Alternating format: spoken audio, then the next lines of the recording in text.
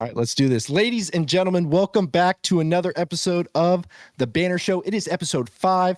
I'm back in town this week, ready to go. It is Easter Sunday, April 5th, and we are recording just after 8 p.m. Central Time. So 24 hours after the Final Four matchups. One of those games was definitely a little bit more competitive than the other, but it's also the start of Masters Week, which is one of my favorite weeks of the year. We're going to be talking about all of that, plus a little on NFL's biggest gangster. Kirk Cousins signed a deal with the Oakland Raiders, which actually seems like a perfect fit. So I'm shocked nobody's really talked about that prior to this, but we'll be going over all that, plus our draft, banner breakdown, and a lot more. There is no Paul tonight. So we've got Ryan and Aaron. Good to see you boys. How was your Easter? Fantastic, man. It was good. A lot of food. I'm too old to Easter egg hunt, which is unfortunate, but shout out to the kids. Dude, my 2-year-old, we did our first Easter egg hunt because she wasn't old enough to do Easter eggs last year. And so she got to do one today at church and got to do one on Thursday at her school, her preschool. So this was a big year. The first Easter egg hunt, I feel like, is a big one. Yeah, it was a lot of fun. She had a blast with it. And like one of the teachers made these like cute little eggs. Like she took eggs and like took part of them off. I don't know what she did. Filled it with confetti and like colored them, and so the kids could like chuck the eggs at the ground and explode confetti everywhere. She loved that. It's perfect. So yeah, it was a lot of fun. We had a good time. Easter big day. Very, very happy celebration in my house. So I'm at a weird stage right now because I've got a 5-year-old, a 2-year-old, and a 6-month-old. And we're trying to, my wife likes to go all out for this kind of stuff. And she does a lot of things that are really for her, that she says are for the kids, but they're, super cute and all this stuff. And it's getting to a point where I'm like, our son, like this stuff is, you can do whatever you want when they're 2 and they're going to believe it. He's at an age where like, he's going to start picking up on this stuff if you keep doing it. So we're trying to find that balance of giving the younger kids the same experience that he had, but not completely ruining it for everybody. Cause I'm telling you, I could see him today. He was like, wait, the Easter Bunny made those footprints? Yeah, I was going to say, are you doing the flower footprint? Yeah. He was like, and then he's like, Daddy, how did you know where all those eggs were that we couldn't find and stuff like that? So, I'm just that good, man. I'm just that good, kid. We're getting to that. Are y'all doing the hide in the Easter basket? Oh, yeah. Every morning, hiding them? Okay. That was the funnest, dude. They would be in the drying machine, laundry machine. Yeah. Love that. I hate to even say this on the podcast, but how old were you guys when you kind of found out the truth about all that stuff? And oh wait, parents, if there's kids listening to this, earmuffs, bro. Turn it off right now. But how old were you when you kind of found all that? I think Easter Bunny hit before Santa. I was believing in Santa late, bro, just because I wanted to. To this day, I am a 43-year-old man, and to this day, every year I get presents from Santa. My mom's handwriting, of course, but it still says Santa. So my mom is a child, and it's fun. Yeah. I believed like I said, I believed longer than for sure, dude. Because I knew once I didn't want to like admit that it was true. I was probably like 9 years old or something like that. I didn't want to admit that it was true. And then 2, I knew once all that was over, my dad goes away. So I want to keep it going for as long as I possibly can for my kids. But and Aaron, we might have to cut this whole part out. I don't know if I even want to. This is fun. Why not? Let's roll, man. No, this is good. This is good. I'm just thinking my son listen. No, we can keep it on, but I'm just thinking, know how Matt came in at the end of last that's true. Last week's podcast, and he told me, he's like, can I see that part where you talked about Mario? And I came on, I said, absolutely. And now I've got to be really, really careful if I'm just playing. Fair enough. We can see what happens. I don't know. We can keep it rolling, but we'll put a disclaimer like it's not suitable for kids under 10 years old. Isn't that just normal disclaimer for us? Yeah, that's true. All right, let's jump into it, boys, because this is okay. So I know we've been given this time of year a lot of grief because There's no lack of sports. Yeah, there's no football, but this week specifically is a diamond in the rough, and I think it's low key one of the best sports weeks of the year. We've got the national championship, March Madness, and we've got Masters Week. Masters Week by itself is enough, but then to think you have the national championship, which is a 2-day turnaround from the Final Four. I don't remember it ever being that fast. I probably was, but this is a big week in sports, so I'm pumped. And Kirk Cousins just continues to make headlines. But which one do you want to jump into first? Let's make hundreds of millions. Let's just talk about Kirk Cousins and get that over with. Rip that Band-Aid off. Is this your overreaction, or do you have another one? No, dude, I could overreact to so many things, but I want to overreact to the Falcons jerseys just so they get a little time in the spotlight. But the Kirk Cousins thing though is mad, is crazy. Who knew that a nerdy white guy throwing on a chain could make so much money? His alter ego made him so much money. Kirk Chains, shout out, man. But is that what it was, or honestly, because I think it's good for him and good for his agent, and I think it's absolutely insane. But is he the exact example of I guess optimism on the potential, what potential is worth? I think because he just was a good quarterback. He's just good. He's smart. He speaks well. He presents well. The locker room rallies around him. It's very easy to like Kirk Cousins. He's a super when you have easy a young to QB, do. that's who you want. Yeah. By the book, that's his name should be the front page of who you want a young quarterback to sit behind. Well, that leads into this whole thing. I think him going to Oakland is the Genius. Perfect fit. It is the best position for him, and I think for the NFL that he could possibly be, because the expectations are when he came to Atlanta, there were expectations and disappointment, right? It was just there was a lot of emotion. Well, that was weird. That was weird because they didn't anticipate. No one thought they were going to draft a quarterback in the top 10. Yeah, and the reality is Cousins in Atlanta. The thing that screwed him in Atlanta and screwed up that relationship, right? I know he got pissed about that, and rightfully so. That's fine. But go out there and play the game. When he got injured, he was too afraid to say he was hurt, and that hurt the team. Because if you look at the stats in Kirk's first season, he sucked game 1 against the Steelers. But then he turned it on. Then against the Saints late in the game, he got hit and tore up his shoulder. And that's when he fell off a cliff because he couldn't throw the ball anymore. And even me, as just a normal fan, like any of you guys, you could tell he couldn't throw the ball anymore. But the coaches never said anything. Even before that, though, I felt like there was a lot of emotion when the Falcons signed him because of the injury he just came off of. He just came off an injury. Yeah. And coming back from the Achilles, absolutely. There was skeptics, but at the same time, he was already on the court doing stuff. So you got the eternal optimist in Atlanta for sure, which is the catalyst for his entire career earnings. But what I'm saying is, in Oakland, there is no the big question is where is he going to go? In Oakland, there's no pressure, really, I don't think, to do anything. He's the perfect mentor for Mendoza. And look, and I think it's a great move when a team drafts a quarterback and lets them settle into the system for a year or two before they throw him in there. So the Oakland Raiders are we're not going to screw this up. They're obviously going to draft Mendoza and bringing in someone like Kirk. I mean, you couldn't pick a better role model. And if he does play well and they have a chance to win, it's not like they're going to tank again this year. No. I think it's phenomenal. I think it's great. Yeah, and if we look back to it, I think it was the first pod that we recorded. We talked about places for Kirk Cousins to land. We talked about quarterback landing spots. We did mention Oakland for Kirk Cousins at the time. So I know there was talk. Genius. I did. But Carolina was your pick, and then my sleeper was the Colts, but they went back with their guy. But yeah, so we talked about that.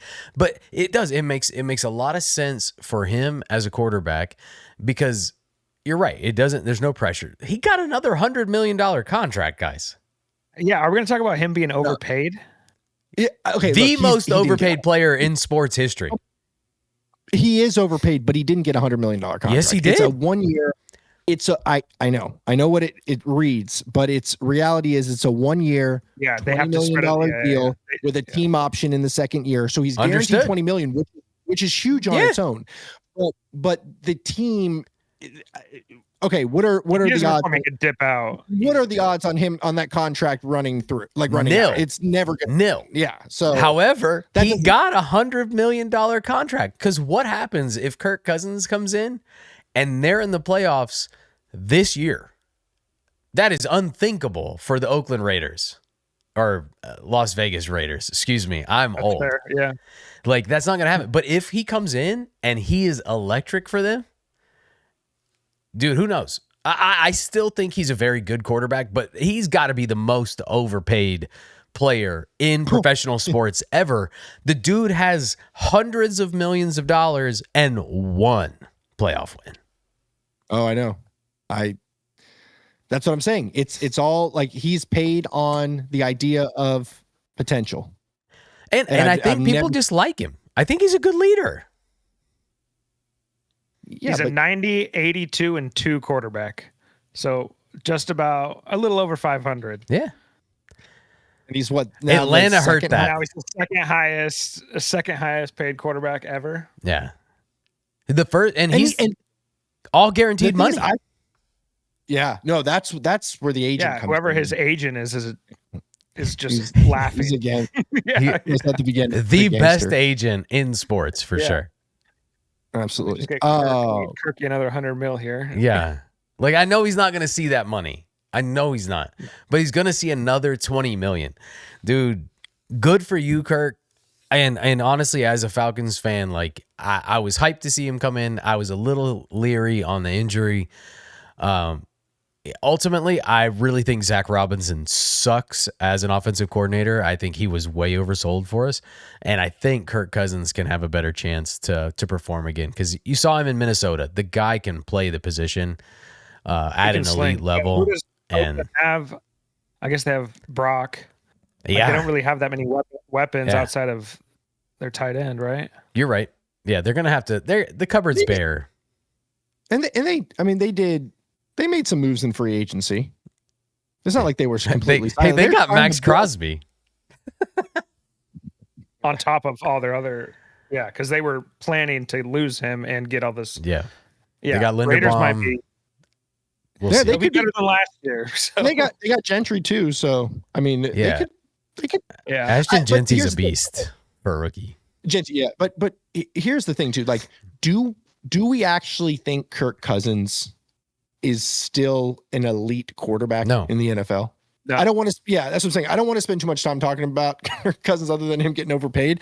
But that's the other thing too. It's like he's the best mentor, and you're paying $20 million to mentor your future franchise player. I don't know if I'd put him. I wouldn't put him top 20 in the league right now. I agree with that, but I'd put him as a top 3 mentor. That if not number 1, because like I said, because what are his actual expectations in regards to how many years he's got left? This is perfect for him. He plays 1, maybe 3 years, because the option is a 2-year, $80 million, which I don't understand that part of it. I feel like they should have done it year by year. But I guess in Kirk's mind, he's like, if next year doesn't work out well, I want to go somewhere and get a couple, another contract. I mean, the second he sucks, they're going to be calling for Mendoza. Okay, so anything happened in Atlanta. People were calling for Pennick early, bro. Well, once he got hurt, once he got injured, that's another. Don't get me started on that. I'm glad we're past that era. But anyway, the thing about Kirk is, like, you're talking about it like he's an old man. He's 37, guys. He is not an old quarterback. He has seen a lot of time, and he's not an elite athlete. He's an elite processor. He can throw the ball still. So what's it going to look like? 37. I think 30. I think we've seen a few quarterbacks and other athletes like LeBron James and. I mean, we have Aaron Rodgers, and we still Tom have Brady. 40-plus-year-old quarterbacks. Joe Flacco is still in the league, guys. Like, you got to remember, like, this guy, that position can be played into your 40s. And so now you're talking about a 37-year-old Kirk Cousins who, if he comes in, he's really playing to get himself a job somewhere else. He is. Yeah, I mean, that's possible. And I hear what you're saying, that there are other 40-year-old quarterbacks. I think that speaks to the lack of talent on the QB side in general. I don't think 100%. Aaron Rodgers in his later years has done anything special. No. I will say we have Tom Brady and you have Matt Stafford. All right. And then what's funny? Prior to this era of older quarterbacks, the only quarterback I remember, Brett Favre and Vinny Testaverde. And I was young then, but I remember him playing for who did he play for when he was like 41 or something like that? But yeah, Jets. But that you don't see it as much. But Aaron Rodgers has done nothing special in the last couple of years. He's injury prone as well, but he's older. And then Kirk Cousins has done nothing since he was 35, 36. Who else? Even then, it wasn't. It wasn't. Yeah, it wasn't. That's the thing. There really isn't like pool of Kirk Cousins' peak is not that great. What are you talking about? His last year in Minnesota with JJ was insane. His peak is good. No, his peak is fine. I'm saying if you actually look at realistic expectations for older quarterbacks, even though yes, they can still play, not that great, right? And so hot take. It's because of college running RPOs. These guys cannot read a defense for anything in the world. They can read half a field at best. And so they are doing a terrible job. That's why you see these pocket passers that can be older, because they know what a defense is doing. And so it gives them an opportunity. Yeah, they can throw the ball, 25 yards shorter than some of these magicians like Caleb Williams, right? But they can read a defense. And so they have that anticipation that makes all the difference. And so there's no replacement for that. We're going to be in a weird spot in the NFL for quarterback play coming up in the near future, because either the NFL is going to turn into college, or there's going to be a lot of really, really bad quarterback play in the NFL in the coming future. Okay, here's what I'm going to say. When they said Phillip Rivers was coming back, okay, I was excited. I thought this was fun, whatever. And I know he threw a couple of touchdown passes. I know he had a couple of. His best game was against the Super Bowl champion. Yeah, dude, he did fine. He kind of lit them up. It was all check down, short passes. He did not. Dude, he can't throw over 10 yards. Okay, that's what I'm saying. But that's the change in the defense. We've gone from a cover 3 to a cover 2. So the cover 2 keeps the top on everything. Everything is underneath now. They don't want deep shots to the corner. They don't want to give you that. Did he look like a man who should be in the NFL the way he was moving around? No. Let's be real. And you're telling me, so why did they bring him on, right? You're telling me there is nobody better? No, I mean, that might be fair, but I don't know. To me, like if I'm a GM, I'm looking towards the future. I'm going to give somebody who actually could possibly, even if it's 5%, give me a chance for something in the future. I'm going to utilize those minutes. You've never seen any of these kids read a defense. That's the problem. Drake May. We got to talk about Drake May. Yeah. He's been one that has come out as a young guy. That whole quarterback class. Year 2, and he just lit it up. Like, he was nuts. But dude, I'm in on Drake. He kind of ruined. Okay, I'm going to say something else too. I think especially if the age of QB or the peak age of QB has gone up, right, as far as what we can expect, right? Let's talk about Mac Jones for a second. Like, does he still have it? Because obviously what he showed last year. Yeah, me too. I mean, he's an Alabama boy, of course. I was in on Atlanta bringing in Mac Jones. You know that. So I'm for it. So is there still a world where he becomes a starter on a contender? For sure. Because I think it proved that San Francisco is just a system quarterback. They just turn system quarterbacks out. Like Brock Purdy on the Raiders probably wouldn't have been Brock Purdy on the Niners. Oh, absolutely. No, but I think that's a key too. I think you hit on it. Like, the coaches in the NFL are not developing these young players, and it's because they're forcing them out. So let's bring this full circle back to the Kirk Cousins, Fernando Mendoza setup that we're fully expecting to get in a couple of weeks. Cousins may be there 2 years because Mendoza may need the time to do that. I understand the money. Okay. I get It'd the be money. 3. It'd be 1. Yeah. So like, but you may still be looking at Kirk Cousins for 2 years as the starter if he can play well, because that gives Mendoza time. And Mendoza's an older quarterback and he's pretty smart. So he can read a defense a bit. He was forced to some pro offense. So he may be more ready than some of these other guys that have come in lately. But we need to see quarterback play be elevated again, because the RPO thing just doesn't work well in the NFL. They figured it out. They're too fast. They're like, these guys are tenacious and they're going to disguise everything. Aaron, do you know if the 2-year $80 million team option in the second year, is that guaranteed? Is any of that guaranteed? Let me look it up. I don't know. Let me look it up. Okay, I've got it too. But yeah, because that's a key factor there, because they could, if the Raiders add a $10 million additional guarantee into the second year. No, that's part of the 20. So he's only making, the Falcons are paying 8. Oh yeah, because so they're doing the base thing like we are with Tua. Yeah. Yeah. So he's getting 10 million. Then the second 10 million is guaranteed in March of next year. Right. And then he gets a team option for 2 years, 80 million for year 2 and 3. But I wonder if that's guaranteed, because if that's not, then it is very realistic. We would see Kirk Cousins for 2 years, just purely to let Mendoza develop. But okay, let's move on. Because we've got actually Masters, we've got March Madness, National Championship, everything going on. Who wants to do their overreaction or over underreaction first? I can do mine because it'll be out of the way, right? Like mine's not crazy, because the Falcons dropped new uniforms, and like you see them. Look, I know you hate talking about the Falcons. I love the Falcons. You're just gonna have to deal with it. But I don't hate it. It's just they dropped new uniforms, but they're the only thing that they really did was go to a red home uni. Like, it's very clean, it's very sterile. They did new numbers.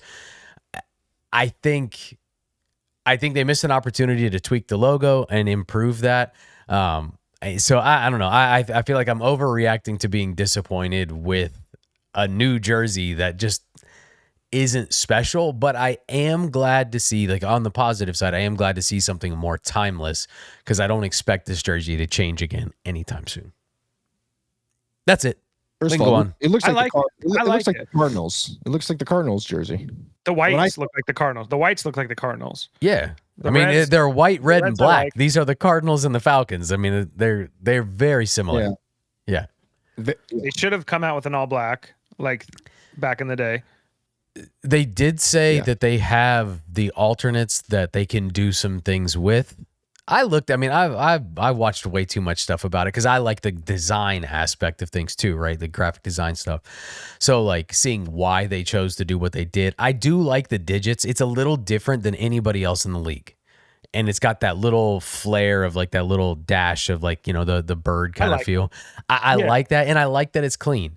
But I'm super over the new Falcons logo. The retro Falcon logo is better. Full stop. Is goated. Yeah. My first jersey, it was a Matt Ryan Falcons jersey, because it said Ryan on the back. And she was like, "Oh, Ryan, I'm gonna get it for you." I didn't care for the Falcons, but it had my name on the back, so she was like, "I got to get it for him." So, shout out Matt Ryan. Hey, you got the president of football operations, man. Right. All right, let's let Ariane off the hook here and go on to something else. Well, no, mine's so off the books that, like, I might have to go last. All right. No. Actually, Ariane, do yours. Okay. Well, I've got two. Salad one. Okay. At the end, because I got to follow up with it. Okay. I've got two. I've got a sports related one that's serious. Ryan, how long is yours going to take? Because we can. If you follow up with, if you do yours, mine will be quick. Yeah. Okay. All right. So I've got a sports related one, which we'll get to, but it was Easter today, and I'm a huge fruit guy. I love watermelon. I love mangoes. I love berries. I love every kind of fruit. I mean, honestly, almost every kind of fruit. When you mix fruit, so I'm overreacting to people loving fruit salad is the problem. Fruit salad destroys everything all the good fruit, it all tastes the same. It tastes like. Are we talking about the Cool Whip? The Cool Whip and the fruit? No, I'm talking about where they not take like all the the fruit congealed one, right? and they're in a fruit salad. Oh, okay, The only thing that's protected are the grapes, okay, because they've got that like coat. That's my take. But you literally, like, watermelon is so good, and when watermelon is in fruit salad, it just tastes like muddy down cantaloupe. Cantaloupe by itself is fine. Cantaloupe takes it over. I feel like cantaloupe does take over the flavor of everything. Yeah. Everything. And we had all this like expensive, delicious, wonderful fruit, these mangoes and watermelon. My wife's like cutting it up, and I'm like, I'm salivating. And then she puts it into fruit salad. And the juices just take it over. Yeah. And I'm like, it still tastes like cantaloupe, fine, but watermelon is world class. Mango is the best. And mango almost protects itself, but grapes are the only thing that totally seal themselves off the other juice. Anyways, I'm out on fruit salad.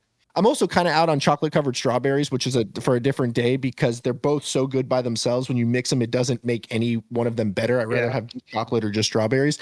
But all the fruit by itself tastes so good. Just don't mix it up. Just put them in separate bowls. We're good. Put them on a plate. Look, Ariane was the kid whose plate had all the dividers in it and his food couldn't touch. yeah.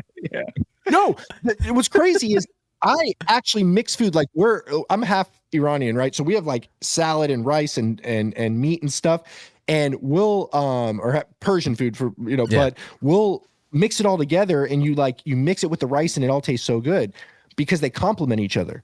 In a fruit salad, they don't complement. It's the cantaloupe. Everything just tastes like cantaloupe, and cantaloupe is the worst fruit in the group. So okay, that's my non-sports related one. Try and go. My dumb one is I'm underreacting to grapes as a whole. I think grapes are a goated fruit, and I don't think they're appreciated enough. Like, I just bought a thing of grapes, and they're like, I could pound a whole bag of grapes easily. Like frozen grapes, regular grapes, throw them on everything. I'm a grape guy now. Well, so majority of the fruit we eat is frozen because it never goes bad and whatever. Frozen grapes, and then you put lemon on them and let the lemon crystallize over the grape, and it's like a healthy Sour Patch Sweet Kid. treat. Yeah, dude. No, I'm all in on grapes. Wait a minute. Yeah. Grapes as underrated? Dude, grapes are everywhere. There's a whole industry of alcohol based on a grape. I think if you poll the watchers, I don't think they got grapes in their fridge right now. Bro, how many people do you think? All right, comment. We need to know. How many people got a wine rack in their house? You got grape juice that's been sitting around too long. No. That's not what he's saying though. I know, but that's a grape. I'm saying, you go to your fridge and you rip some grapes. I think grape jam. That's not a grape. Grape jam? Who makes grape jam? Oh, is that a thing? Not a bad idea. Not a bad idea. Ryan is in on grape jam. Yeah. Come back next week. Banner Boys make. Oh wait, grape you're jam. talking about purple grape. Purple grape jam. What that's common. That's common. I forgot about the purple. What I'm saying is that grape guy. Yeah. No, okay, fair. I will say this though: when a grape goes bad, it's the worst. It's unless you freeze it. If you freeze it, I don't have time for them to go bad. I just smash the whole box. My problem with grapes is they're just too much sugar. There's too much sugar in grapes. I love grapes too. Yeah, that's why they make wine out of them. Anyway, that's a whole. They don't talk about grapes being in like smoothie, like your smoothies. Throw some grapes in because keep that skin out of there. Is that a bad idea? Is that a bad idea? Okay, I don't know. You try it and let us know. I'm trying to get creative with grapes here. No, grapes are good. Sure, your wife will appreciate that. Yeah, I bought some grapes from Safeway last night, and I was like, "Wow, I gotta buy these." They're seasonal though. You got to get them in the right season. Just like watermelon. You talk about watermelon being goated. Watermelon can be the worst fruit in the world because it can just be like hard and flavorless. 100. Well, nothing's in season in Arizona, so everything just gets imported. You have all the citrus out there. Come on. We got limes and lemon. Oranges. Yeah. Okay, anyway. So next week we got to do a fruit draft. It's not this week, but next week I got to do a fruit draft. Sounds like grapes 1 of 1. Dude, yeah, grapes 1A. Let's go. Take the first pick. Okay. All right. All right. Who's getting stuck with the is that banana? your full over under reaction, Ryan? Yeah, I'm good. Okay. I'm good. I just had to get grapes off my chest. All right, I'll bring it back on track here. Okay, so I'm gonna put my hand up, all right, and say, I mean, this is only 5 episodes deep, and I've already had a couple of not great takes, but I think my worst one ever my worst one ever was that Michigan was going to lose to Arizona.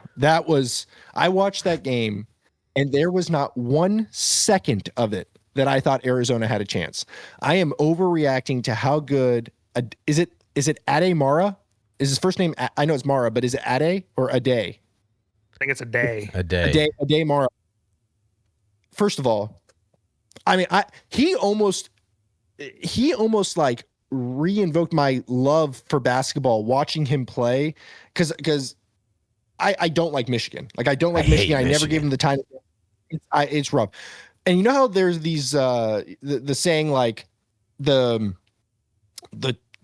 total is greater than the sum of the parts, or whatever it is. I think Michigan is the opposite to me, because I actually really like some of their players. Can't stand them as a team. But Mara is like, it looked like he was playing a completely different game than everybody else on that court. Yeah. Especially the Arizona, because Michigan made them look like a JV team. I can't believe how off I was on that take.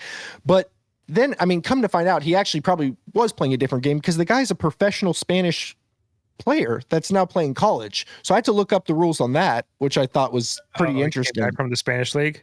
Yeah, which I want to talk about this too, but how NIL has affected that, because obviously I think in general it's good, but I did think it was interesting that he could still maintain his amateur status because he played professional when he was 17. But you can tell the guy's he's 7'3", dominating center, sees the floor like a guard, led all sides in scoring and I mean, he's just, when he was on, it was like a cheat code. It was like, I would imagine how Wemby would have been if he played college. I don't know. I was for a blowout, I was entertained the whole game. Every second he was in, I was entertained. Dude, I think I called it last week. I think last week I said, after watching Michigan, I don't think Arizona can stand up against that team. Yeah. And they have. Oh yeah, no. Everybody else on here was right except for me. Yeah. And granted, I will say I was blinded by. I don't want to use the word hatred, but I was blinded by dislike, of the team and stuff. They are so good. I'm telling you right now, I'm putting almost all my money on them for Banner Breakdown. We'll talk about that in a little bit. But and then the other game, if we're just staying on March Madness for a second, the other game was relatively competitive, right? I mean, UConn, I think they were up wire to wire. I can't remember, but it was a they had a 10-point lead most of the game, and then Illinois came back and then brought it within like 6 or 5 or something in the last couple minutes. Yeah, but they didn't really outplay Illinois. They just shot better from 3. That was the only difference. If Illinois would have made a couple more threes, and my favorite college player right now, Andrei Stojakovic, because I used to love Peja back in the day. Yeah. So I think he is probably the most fun. You guys should look at Andrei Stojakovic highlights. The kid is unbelievable. So I was watching the game specifically just to watch him. He had a bad game. He did not play great. Dude, and both of UConn's stars didn't score in like the second half or something crazy. Well, that was wild. That was nuts. Mm. Yeah. Well, Mullins started off just how he ended last game. He hit 2 threes in the first 2 minutes. It was. I mean, my point is, like that. They Illinois out rebounded UConn. They literally, if you look at the stats, they had more assists and they shot better from the 3. That was it. If Illinois makes 3 more threes, because they were, I think, 6 of 26 or something like that, they make 3 more and it's they're freaking everything. Yeah. So what I'm saying is it was a competitive-ish environment. I mean, Michigan looked like what I would think an NBA team would look like playing a college team, or a college team playing a high school team, or something. I mean, it was. That's the problem with Arizona every year. Vegas thinks that too. That's the problem with Arizona every year. Every year, Arizona should do well in the tourney, and they just choke. Every no, freaking year. Last game they got exposed. They got exposed. I don't think it's a joke. I think Michigan. I'm completely flipped on Michigan. I wish I would have watched more of their games because I never wanted to watch them because I knew they weren't going to lose at the beginning, and I didn't want to just watch them win. So I didn't give them the attention they deserved. I wish I could go back and I would have watched a lot of Michigan. I think Vegas knows. You still had Arizona. Like the sports books still say Arizona should have been close in that game. So I disagree. Arizona choked. Michigan took advantage of every single opportunity afforded to them, and they played. They beat the brakes off Arizona. But Arizona still, they never can adapt. Like once they get a couple of rounds into the tourney, everybody figures them out and they fall flat. They did. Yeah. And that's what doesn't make sense to me. And that's like, what is the deal? Like you guys are better than that. You're better than what you showed. They could play that game 10 more times. Michigan's still going to win 8 of those 10, I bet. But they would have been closer. Okay, once again, I'm new to Michigan, so give me a little rope here. But this looks like what they've done to every team that they've played so far. Like my eyes have been opened. I'm looking at all this from like. Michigan is smoking everyone with ease. Yeah. So who's to say they're not that much better? I don't know. I have never been so like my jaw was just. I was just like that for 20 minutes straight. And I never for a second thought Arizona had a chance. It was over from you're right. You're right. I mean, they didn't. They just this didn't. UConn game will be interesting to see if the coaching can keep up, because if UConn can coach, like they can coach a close game, but the books have it at 7.5, which I was shocked by. I thought they would be a lot closer with the spread. They have Michigan by 7.5. That's a blow. I mean, that's a blowout in the college final. Yeah. So it'll be interesting. It'll be interesting to see. I think it's a trap line. Personally, I think that Vegas wants you to take Michigan to cover after everything you've seen. Yeah. And I think it's going to be closer than that. But let's wait. I mean, for a finals game, 7.5 is kind of crazy. Yeah, but I mean, they've scored 90 plus points in every single game of the tournament, right? Yeah, like that's over hit easily. That's crazy. Yeah. Yeah, I don't want to give away my bet, but I'm hammering the over. I don't want to give it away, but here it is. Well, no, it's a combination. I'm doing a couple parlays, so we'll get there. But okay, real quick before we get off. So, national championship is tomorrow. We're gonna do something. I'm gonna go ahead and commit us to it right now. We're going to do something. I don't know if it's going to be a pod. I don't know if it's going to be a stream. I don't know if we're going to do something. So for those of you who listen to this before the national championship, there will be another form of content that comes out on Tuesday. We just got to figure out what that's going to be. Cause I love this 2-day turnaround. I think it's wonderful. And then we can fully focus on the Masters for the rest of the week. But before we switch gears and talk about the Masters, there's 2 things I want to talk about, regarding college sports in general. We got to talk about Trump's executive order with the NIL, because I think I have thoughts on that. And then I want to know what you guys think, because I was kind of doing some research on all this, and I was like, okay, Andrei Stojakovic, is he playing for Illinois without the NIL, or is he playing professionally in Europe and then waiting to get drafted by the NBA? Same with was it? He's for sure getting paid. Is that your question? Yeah. Who's the other guard for the other guard? Mikovic, or there's another guard for Illinois that's European. Same thing. Obviously, Mara is not playing right now in college if there's no NIL. And I actually think it's good. I mean, if, it's American colleges, I guess, and we're going to get all this flood of European talent to play, but I think if they're going to be playing these guys in the NBA anyways, why not? It's good. Yeah. Yeah. So another win for the NIL. It also gets the fans' visibility into the guy. Like, we don't have to watch Spain basketball to follow someone that might be a stud in the NBA that you might like. So getting them into our college program is perfect. Could you imagine Luka Doncic playing playing for Duke or something? Yeah. Oh my gosh. Why Duke? No, well, Because I'm it just- would no, be. I'm Because it saying- would be. Yeah, it would be. No. Yeah, yeah. Yeah. Friggin' Duke. Well, I don't. Yeah, but still, I mean, just why that would have been awesome. That would have been awesome to see Luka Doncic playing college, and so many players that went straight from high school to the league just back in the day, like Josh Smith, Dwight Howard, all these guys, they would have all played now. You know, Right. you know, so For a year. that part of it is so good. I know, but that part of it is still really, really good. And then I think, like, look, we talked about NIL a lot. I think it was like the first or the second podcast, Ryan, you and I, and, you know, there's obviously pros and there's obviously cons. And, you know, I think this, I don't know if you Maybe the executive order fixes it. Yeah, it's perfect. Like, it's like, look, sometimes there are not right and wrong answers. And that's, you know, we're not a political podcast or whatever, but that's usually where politics falls, is when there's not a definitive right or wrong on most things, right? Most things. But then sometimes there's the perfect answer to the problem. And what Trump is doing with NIL, I think, fixes it, because you can't get rid of NIL. It's not right for everybody else to make all this money and not the players. So they had to pay them. But then obviously things went crazy. And I think now, from what I understand, you get one option to transfer at no cost before you graduate. If you do it again, it has to be after you graduate, and you can't have more than five years of eligibility and something like that.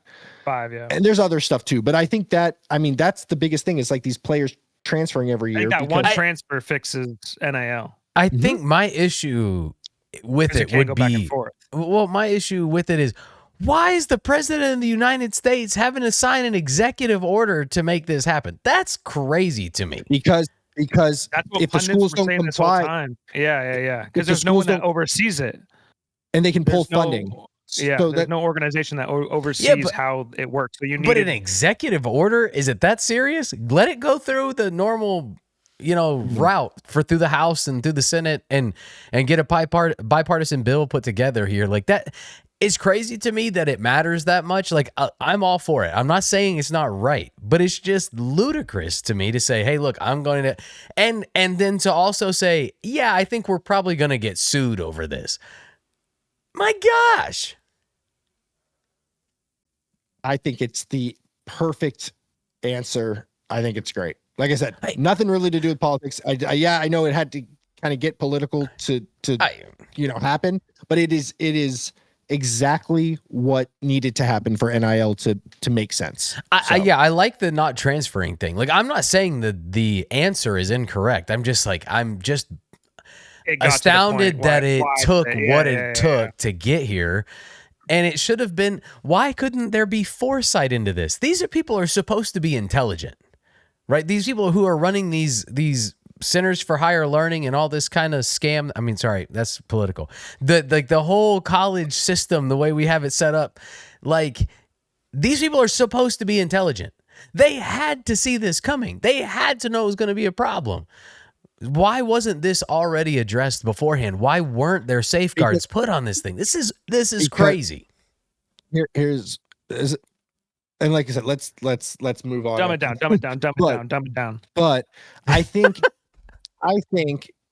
that perhaps in their mind, and I could be wrong here, but there were so many years of the players being, and look, we know they weren't all actually shortchanged. Just it was under the, behind the scenes. Yeah, Whatever. was getting paid. Yeah. But from a actuality standpoint or whatever, from a however you want to look at it, they could not get paid legally. From a legal standpoint, they could not get paid, right? And that went on for so long. Organizations made money. A lot of people made money. The players didn't, based off their likeness. So I think when they flipped really hard and gave the players like every opportunity, free reign to do whatever. Right? Yeah, exactly. And now they're just trying to balance it in the middle, which is where it should be. Yeah. So, anyways, I thought it was interesting. It is interesting, and I'm happy, about it, because I think NIL is good in a lot of ways, and this fixes most of the areas that it's not. Because it'll make everyone second guess. Like, that was the biggest thing with NIL that I had a problem with, is you have players bouncing team to team because they get the bag's higher at this team, and Carson next year maybe the bag's higher at that team. So knowing you only have one transfer, I think really tightens it up. And it allows for a better product for the fans, because I think the fans in this like there's a lot of player empowerment stuff, which to some degree it's necessary, I guess, to some degree, but the fans end up getting hurt, in my opinion. Well, yeah, because they want to watch their College, favorite player play 4 years at their college that they've supported versus, oh, he's going to play here 1 year, crush it, and then the big school in the SEC is going to go pay him 10 mil or whatever it is to go and leave right away. Like, you want that like cohesive fandom of like, we're back in this guy, we're selling his jersey, we know he's going to be here next year, kind of thing. And commitment matters. Which I feel like NIL, which I feel like NIL lost. The reality is every dime without the fans, there is no like there is not a cent to give to anybody. So, I think like I said, I think this allows for a better product for the fans. I'm happy it's happening because I think the future of college sports is going to be more competitive. And that's been my biggest gripe with college football for the longest time. And like, I know I get on air and for talking about the Falcons a lot, I talk about Alabama a lot, but I mean, my point is Alabama was dominant for a very, very, very long time. And as fun as that was, it was not necessarily enjoyable to watch them beat a team 52-10. It wasn't. These last couple of years, while it's caused a lot of pain and agony, have been the most fun years of college football I've had in a long time because every game is worth getting up for. When we win, it's like super exciting. When we lose, it's painful, but then it makes the next win great. The next time we win a national championship, which is going to happen again, I'm going to be more excited than probably any other one except for the one where we beat Georgia. All right, so when is Alabama going to get a quarterback that can win them a national championship? Well, they had one. I think Ty Simpson is phenomenal, and I think he's one of the best quarterbacks that Alabama's ever had personally. I think the system is going through a change right now, and he just happened to come at the wrong time. Ty Simpson under Nick Saban is freaking, trust me, he's winning Nick a national Saban championship. is goated, though. Like that, Nick Saban was the ultimate cheat code in college.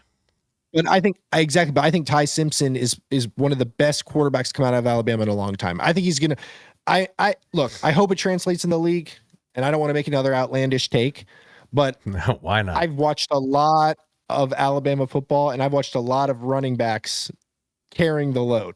Like, I mean, they were just, I mean, which is ironic considering how many starting quarterbacks and quarterbacks in general are in the league that went to Alabama, which is wild because they were predominantly a run first team for such a long time. But, anyways, we don't need to keep going down that road, but I think the future of college sports looks good. It's competitive and it excites me as a fan. So I think UW's going to have a good year. Biasly, I think Damon Williams, UW. Yeah, wait, I'm sorry. Who's this? Come on, East Coast guys. No, that is a huge. Okay, so that's a wholly different topic, but that is a thing, man. Staying up late for those West Coast games gets rough. Dude, yeah, how do you think I feel? No one covers anything. I mean, especially born and raised in the Northwest, UW would never get ESPN shine. And we had a decent team, but now with Damon Williams committing to LSU and getting sued to come back, that storyline obviously hit. So I think we have one of the best quarterbacks in the nation right now. So it'll be interesting to see how we pan out. But yeah, that East Coast West Coast bias is crazy. It's huge. It's huge. I'd almost say it's like, I wouldn't even call it East Coast. I'd call it Southeast, like South and Southeast bias. Well, I mean, ESPN is everything in the Northeast. But yeah, ESPN college only. Yeah. Oh! I thought you were talking about. Okay. We're talking overall sports coverage. Yeah. East Coast bias is heavy. Yeah. But our whole country runs off East Coast, like stock market and everything else, right? So the West Coast kind of gets the shaft on a lot of things. But you're right. It's like Suns games don't start till 10 p.m. Yeah, on who's the East watching Coast. that? No East Coast guys. Yeah, no one's watching Suns games at 10 p.m. Like they don't know what the Suns are doing or Blazers or not like the Blazers have anything to chat about. But I think those also might be just the teams because the Lakers get a lot of coverage, so it might just be. They're just. I think Lakers are the one that stand out. Well, if you look at. But I think that even has an inherent, they've been legendary forever. They're a legendary franchise and they have a legendary player. So they're very easy fodder for storyline. Right. Well, I'm just thinking there's a I think lot of East Coast teams that don't get a lot of, like the Charlotte Hornets for the longest time until this year. Never heard about them, and now they're playing well because of what's his name? Knuppel? I can never say his name right. But and LaMelo Ball and stuff. Even though I could talk forever about LaMelo Ball and the Hornets, but yeah, now they're getting a lot of a lot more attention. But they're on. I think people just on the East Coast just don't watch. It's hard to watch West Coast ball. On anything because you got to be up for you got to be up for work. Yeah, you're not staying up all night to watch.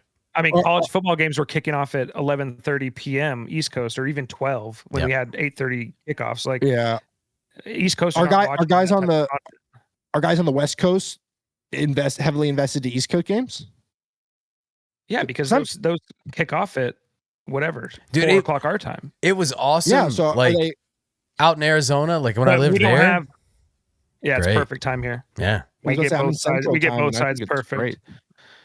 But you have, I mean, all the major sports, whatever. I mean, ESPN's East Coast, so they got their guys reporting. I mean, Scott Van Pelt will stay up for a Golden State game once in a while and report on that. But still, people watching, it's 12 p.m. by the time game's over. So it's like, who's actually watching that? So that makes sense. It's tough. I thought you were talking specifically about college at the beginning. That's why I was looking. I mean, I think college is even more so because they have such like kickoffs. Like the Heisman run. I mean, back in the day, the Heisman runs for UW. I know, right? Yeah. Like, wait a second, because I felt like there was a big chunk of time where USC got a lot of coverage. Yeah, Matt Leinart, Reggie Bush. That's true. Yeah, you got that Vince Young game, which is probably the greatest game of all time. Yeah. Let's talk about that again. I love that. Yeah, right. All right, guys, let's talk Masters, because there's a lot here. Well, first off, you guys might have already seen this. Does anyone know the last year neither Phil nor Tiger were in the Masters? Wasn't it like, look it up. Don't look it up. No. It was like 19 years? Or was it more than, it was over 30? I was going to say 30 years ago. For both to not be there, because there was a time when Mickelson wasn't there because of his personal stuff, but like for both of them to not be there, yeah. So first time since 1994 that neither Phil Mickelson or Tiger Woods were in the Masters, which to me that's a wild stat. That is insane. Yeah. Now I want to talk about like. There's some live PGA stuff that I think is a big deal here, because we've covered that a lot on this podcast and some of the storylines with live. And I think actually the Masters, even though live is not going to get nearly as much representation this year, the big names are still there. The ones who actually have a chance to win are still there. So I want to talk about that. But before that, we talked briefly about Tiger Woods' accident and everything last week. But did any of you guys see the stuff that Nick Faldo said about it afterwards? I didn't see the clip. No. So I'm just curious about what your thoughts are on this. So he basically gave the PGA Tour, he called him weak. He said that the PGA Tour, let me actually pull up like the exact quote, but basically he was like he was like pretty blunt about Tiger Woods' is like the crash and the arrest and everything. And he showed some sympathy for like his pain, like ongoing pain and physical issues and stuff, but he says it's largely self-inflicted. And he said the PGA Tour has been, I think he used the words, predictably weak, and not because they're not holding him to the same standard and they're not making him face any accountability with the role he has on the tour. And I don't know why, but like I started thinking, like when I heard that, I started thinking about all the stuff that he's caught doing, right? Because trust me, I think Waffle House. Don't think there are. Yeah. I don't think there are I think there are a lot of other athletes who have done the same thing that never got caught. Right. Yeah, so for sure. But all the stuff that he got caught doing, if that was anybody else, I mean, the guy basically gets away with murder. I mean, it's just, the stuff, obviously with the women, with the drug dependency, multiple car crash. I don't know. I never really thought of it like that because everybody just wants Tiger to be back and healthy and great. Nobody really thinks about the long-term stuff, but it's like this is a sport that prides themselves on professionalism and discipline and dedication. And you have your face of the league, minus maybe Rory and Scotty a little bit, but he's still the person everybody wants to be the face of the league, doing really questionable stuff, and nobody seems to like care. But see, even that, like you just said, what you just said though. Yeah, go ahead. I was gonna say, is it because he's so he like the last 6 years? It's not like he's been a consistent PGA tournament participant. Like he's been in and out of a couple tournaments, but he hasn't been like in the thick of it. Like if it was Scheffler or anything like that, like I feel like they'd have like that plays in every tournament, that's in every Masters. I mean, I don't know. I'm just thinking of but isn't he still like, kind of the face of it? Like he's like, Jack Nicklaus went through this where he was out of his prime, but he was still kind of the face of the league for a while. Tiger is still top 3. Yeah, I mean, he is why golf got as popular as it did. I mean, he's a massive, massive reason why. But even when you just saying like that his actions were questionable, they're not questionable. They're indefensible. They're absolutely astoundingly indefensible. What he has done in his life would have ruined anybody else in the world. And so is the league being soft? I think Faldo has a completely valid take. I'm all for grace and mercy and letting people come back and have that. Like we all can root for that story. So for Tiger to be the greatest of all time, to fall so far and see him kind of pick himself back up, everybody can root for that. But the things that he's doing, the self-inflicted, like, dude, getting behind the wheel of a car while you're impaired is not acceptable, period. Because it's not your life. I forget your life. Value it for whatever it is. You're the greatest of all time. You're going to be remembered. Your legacy is cemented. But what about somebody else that gets hurt there? You can't do that. And we need to hold our people that we're putting on a pedestal like Tiger. I mean, he's a role model for how many? And now you're saying that this is acceptable? No. If you're accountable, like if you know better. I don't think it's acceptable. I just think No, not you. Yeah. Yeah. I just think it's funny because that's not where my head went when it was all like, oh crap, here we go again. Like it was like all the memes, all the stuff, all the, there was negative connotation to it, but it was never about long-term consequences. It was more about, oh, we're never going to see him again. Right. Like it was just, or like, we're never going to see him play golf again. That's just where I think it's because he's been so in and out. It's like, oh, Tiger's gone another year. Like he didn't play anything in 2025. He didn't, he played 3 in 2024, 2 in 2023. And like nothing in 20, like he does not play enough to where it's like, oh yeah, this is going to screw Tiger. It's like, oh, well, Tiger's out again. Like he's been out. So I think that's where to like the common viewer is like, they're not putting it on a pedestal. I guess it's not like it's possible. It should be, I will say, but it's viewed as like, yeah, Tiger's out another year. What's that? Like he's been out the last year and a half. So it's like, what's that going to change? Yeah, so, I guess but if he was it playing depends on when. Yeah. Yeah. If he was playing in every tournament and he was like in the thick of it and then this happened, it'd be like, I feel like it'd be getting a lot different. How do you think? But he got away with it before and it was at that peak. Well, I think he's going to get rid. I think he's going to get away with this one. I doubt he gets a DUI for this. I think watching the police footage, I think he's going to get off with. Yeah. I mean, it'll get dropped to something. I mean, but I will say this: when the first stuff, happened with Tiger Woods, I was in college. I think when all that stuff was going on, there was a lot of negative. He did get some heat. Oh, he was getting blasted in 2020. He was getting blasted. So I guess there was. I guess that's kind of forgotten. But then very quickly, everybody wanted him to come back. Like people were. It's just. I think that's just normal human nature. It's like you build people up. Exactly. You want to break them down. You want to build them back up. Everyone wants to see him. Yeah. Come back from this. The comeback story is. Yeah. Everyone wants to see that. Yeah, we want that. But then I think. But then you got to think too, like when you're such a role model. To me, I look at it, and maybe I'm too old school, maybe I'm too whatever. But for me, when you are a role model, when this is the position that you've been elevated to, and forget outside of his own home. Look at his son out on the golf course, learning from Tiger himself. And this is what you're showing your little boy. Like, I got an issue with that. I really do. And I want I want him to get it right for himself more than I care about golf. Because the person of Tiger Woods deserves better and his family deserves better.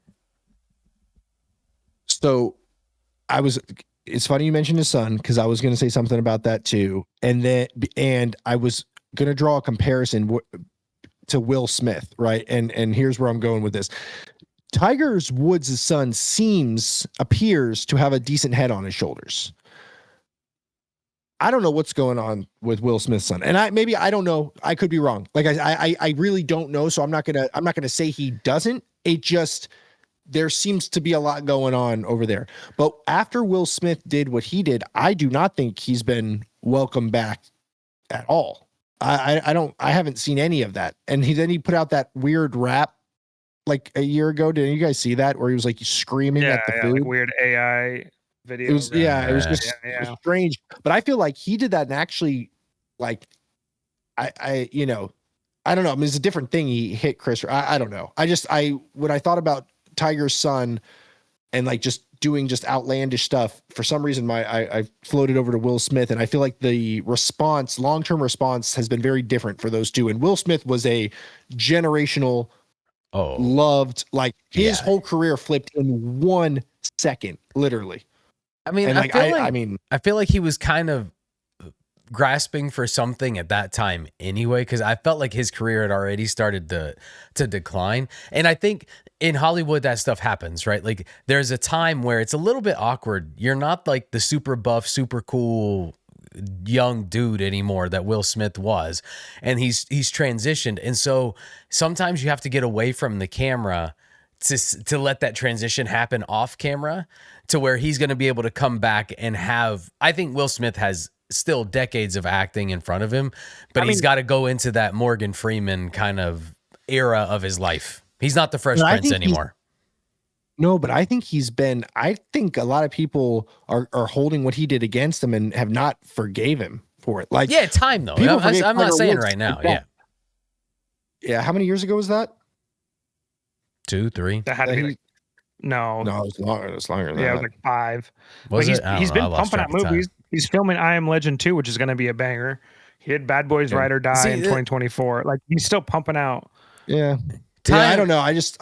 But yeah, I guess he's not in the spotlight as you'd expect. Like, well, he was an A tier. He was A-list to everything.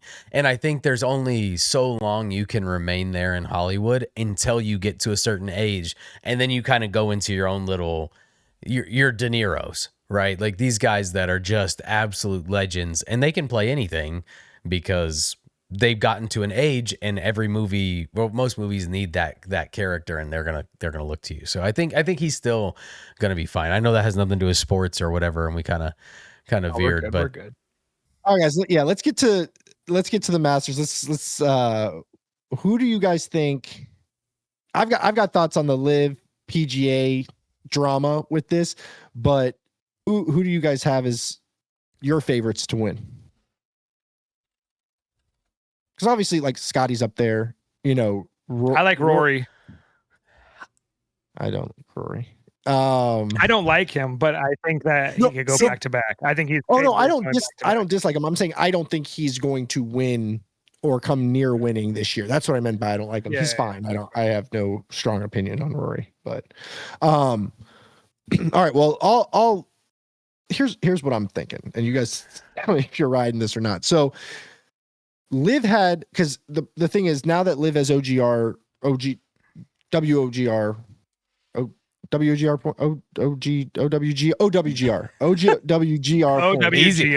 Is this thing on? Yeah.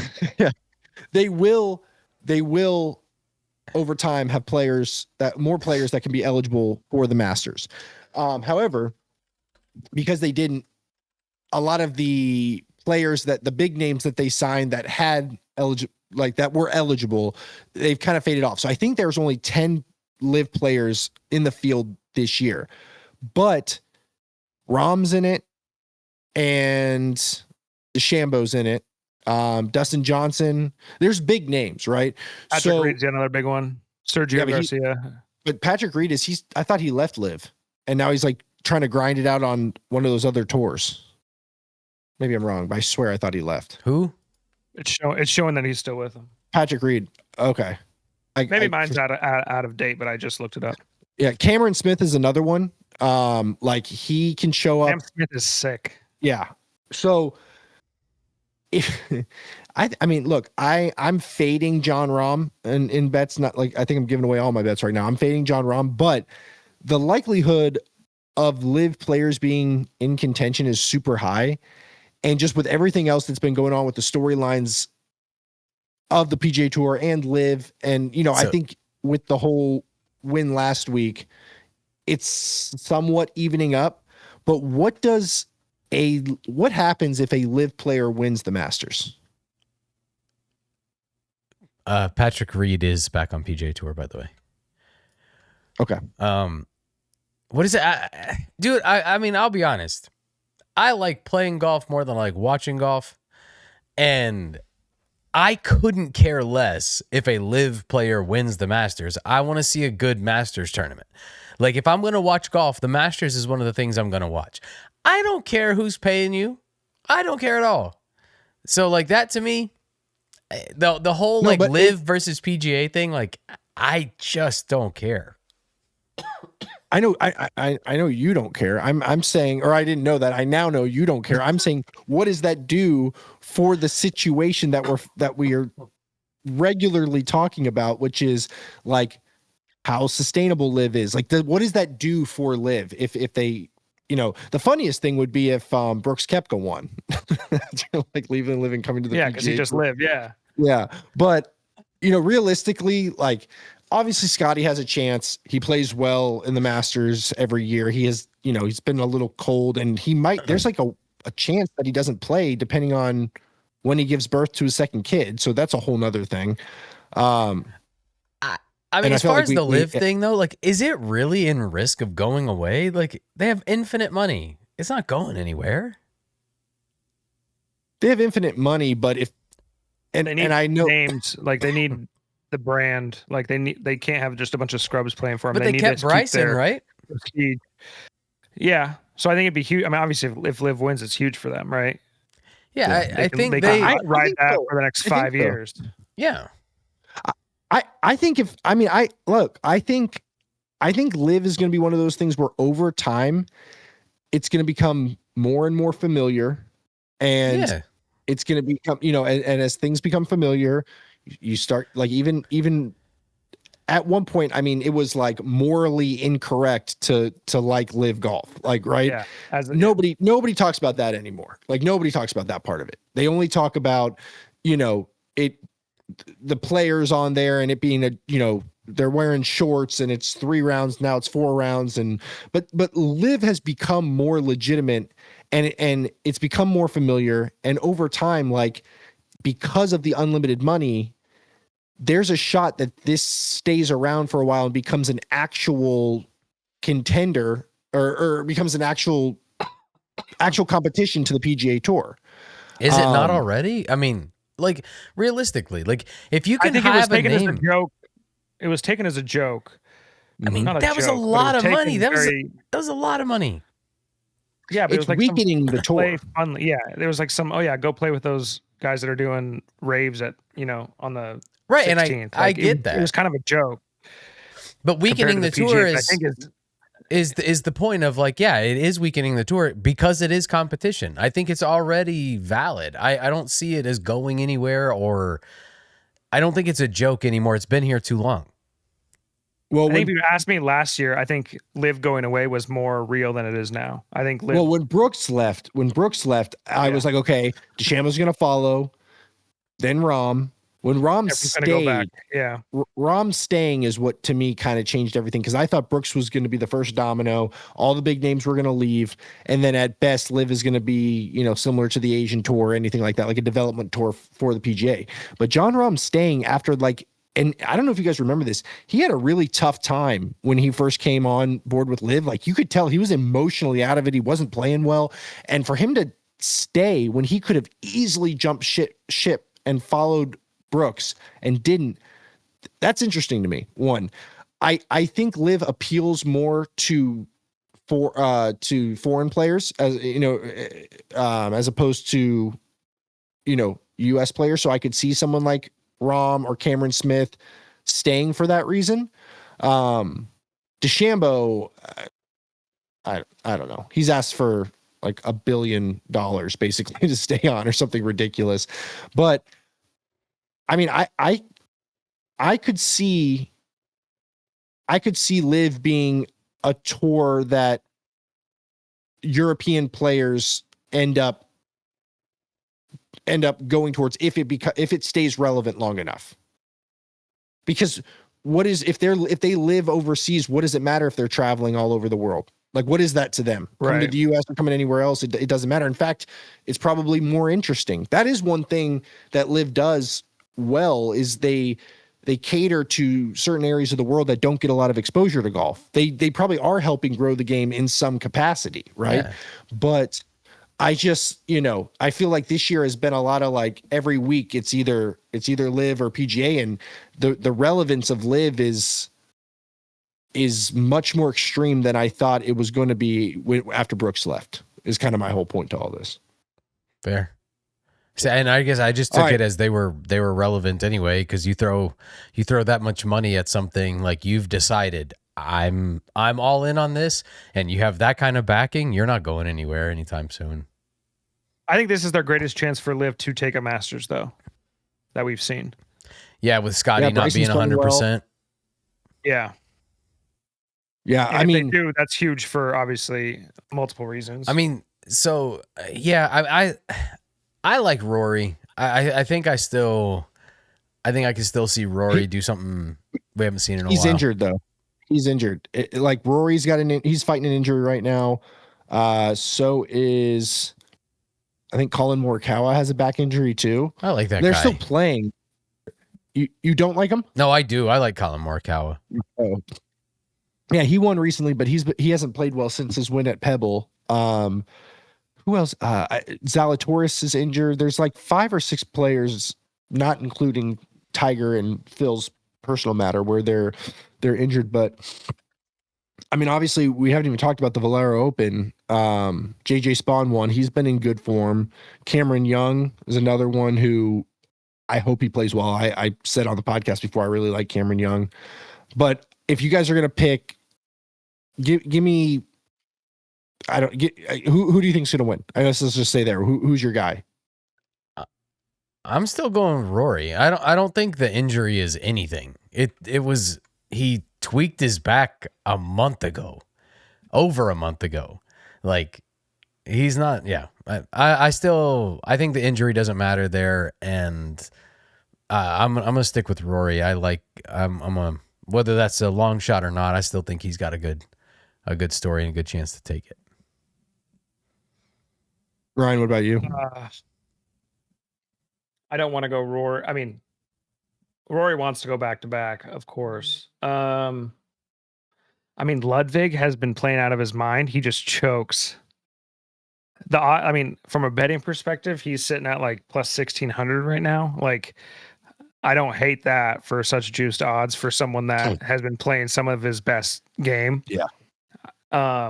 If he can just keep a handle on that last round, like, he choked again, kind of, but he's hot. So I don't hate that, but the books think Scotty's going to take it. Yeah. At plus 400. It's just crazy. And McIlroy's but he plays Augusta so well. Is it though? Yeah. Is it crazy? The thing with his kid is interesting because, like, I guess she could pop it any day now, and we've had this problem before. Like, we got to think about what's going on 9 months before the Masters, because this is twice now that he's had a kid around this time. So, well, odds perspective. Well, we know what was going on, but we don't need to talk about it. Well, no, I'm saying, like, did he? I know. We got to look at like those tournaments, yeah. But what were you saying, Ryan? I mean, Scotty's favorited at plus 400, and then the jump is plus 1,000 to Bryson. And I see John different. Rahm plus 1,100. I see 850 for Rahm, 1025 for McIlroy, and 1100 for Bryson. Different books will have different lines for. So that's DraftKings. When you're, I don't know, Vegas knows best. I feel like so. It'll make a lot of money. That tells me Scotty's going to be in the mix regardless. But for a long shot, Ludwig, I think he's been playing out of his mind. So I don't hate that pick. What is Cam Young's odds?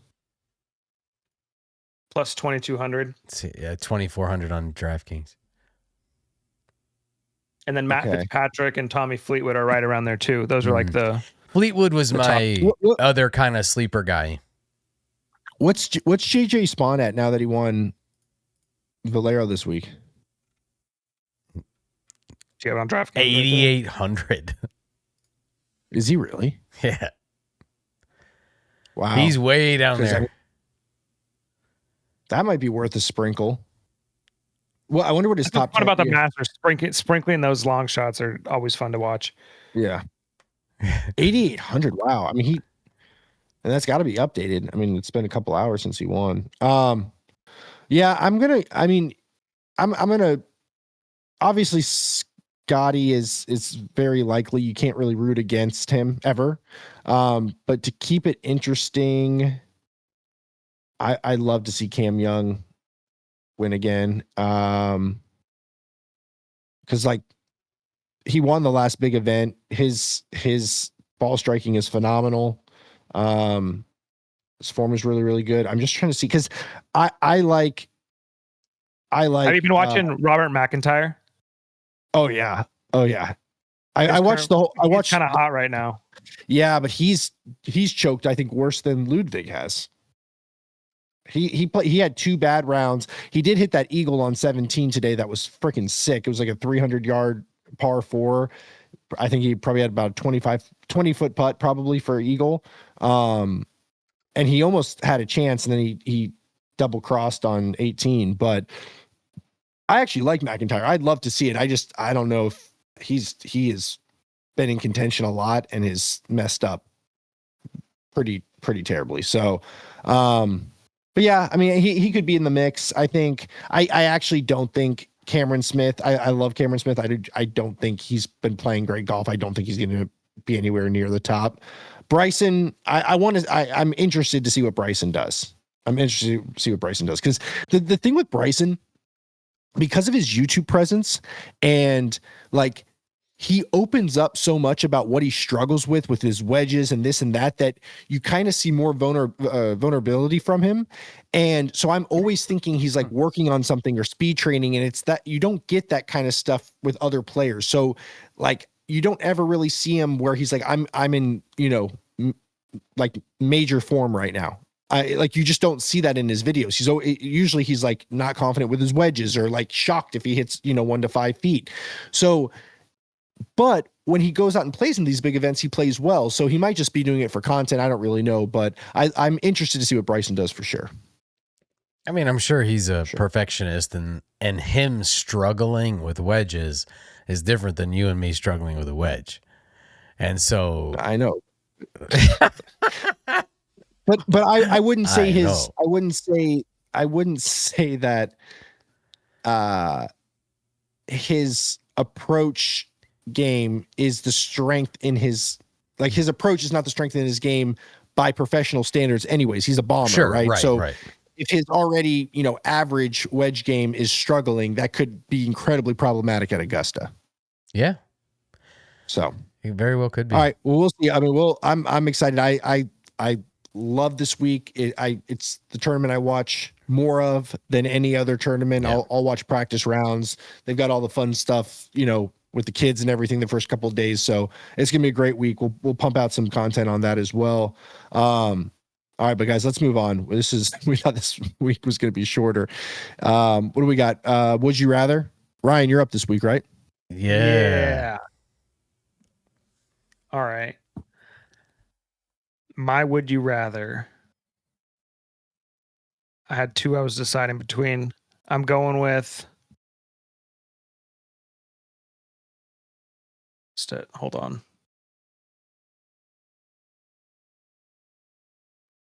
All right. Would you rather eat your favorite food for the rest of your life or never eat your favorite food again?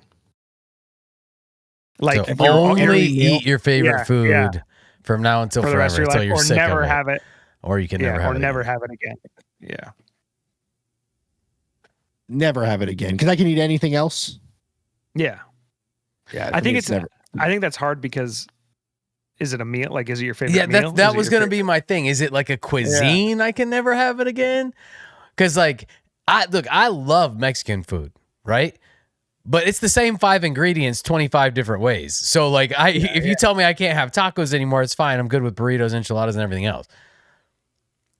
So like, I'm thinking like steak. You can never have a steak again. That'd be tough. Well, steak is. See, So that's I'm thinking that's like, an okay, element. steak, Yeah, let's define I'm some parameters here. Make this I'm harder. thinking like, oh, Aaron, what's your favorite food? And I'll tell you, it's Mexican. Like my favorite cuisine overall is probably Mexican food. Yeah. Okay. I mean, Ryan, I'm not trying to hijack your question, but no. could we Let's make it fairly hard. say like Let's make it hard. either Let's make it you have Mexican food every day, which gives you a variety, but you still got to have Mexican food every day forever, or you can never have Mexican food again. Actually, that actually sounds a little bit better than That's what I'm saying. steak. That's what I'm saying. Yeah. Like this, let's make this tough on ourselves. Like that's the fun part of Would You Rather. And if you make it barbecue food, like barbecue in general, like if you're barbecuing steak, barbecuing burgers, like I feel like that's even harder. Well, see, because Okay, immediately I go to like Brazilian barbecue, right? Because like I got a ton of Brazilians in my community, and like, oh man, like they get these like little Brazilian steakhouse is like the best spot you can go to.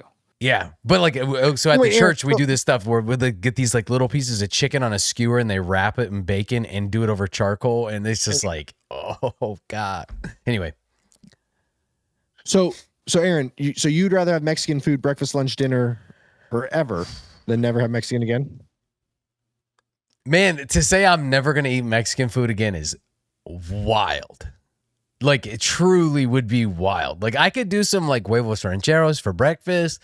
I could do like tacos or whatever else for lunch. I can do some nachos. Yeah. I'm gonna have to say, like, if I could never have it again, I think I'd rather just have it. That is tough. That's really hard. But because I also love steak and hamburgers and do it for 2 weeks. Like realistically, have Mexican every day for 2 weeks and come back and answer that. Because I think. Do you know I have a wife? You think I'm going to be able to do that? She hates eating the same thing twice. Yeah, I actually think even with something as broad as Mexican food, I think after a month you're going to be like, this all tastes the same. This is awful. Yeah. This is awful. Like I could be wrong. I get it, but to never be able to have it again. Because like if it's Mexican food, that means all of the seasonings that go with it. Like that's Mexican food.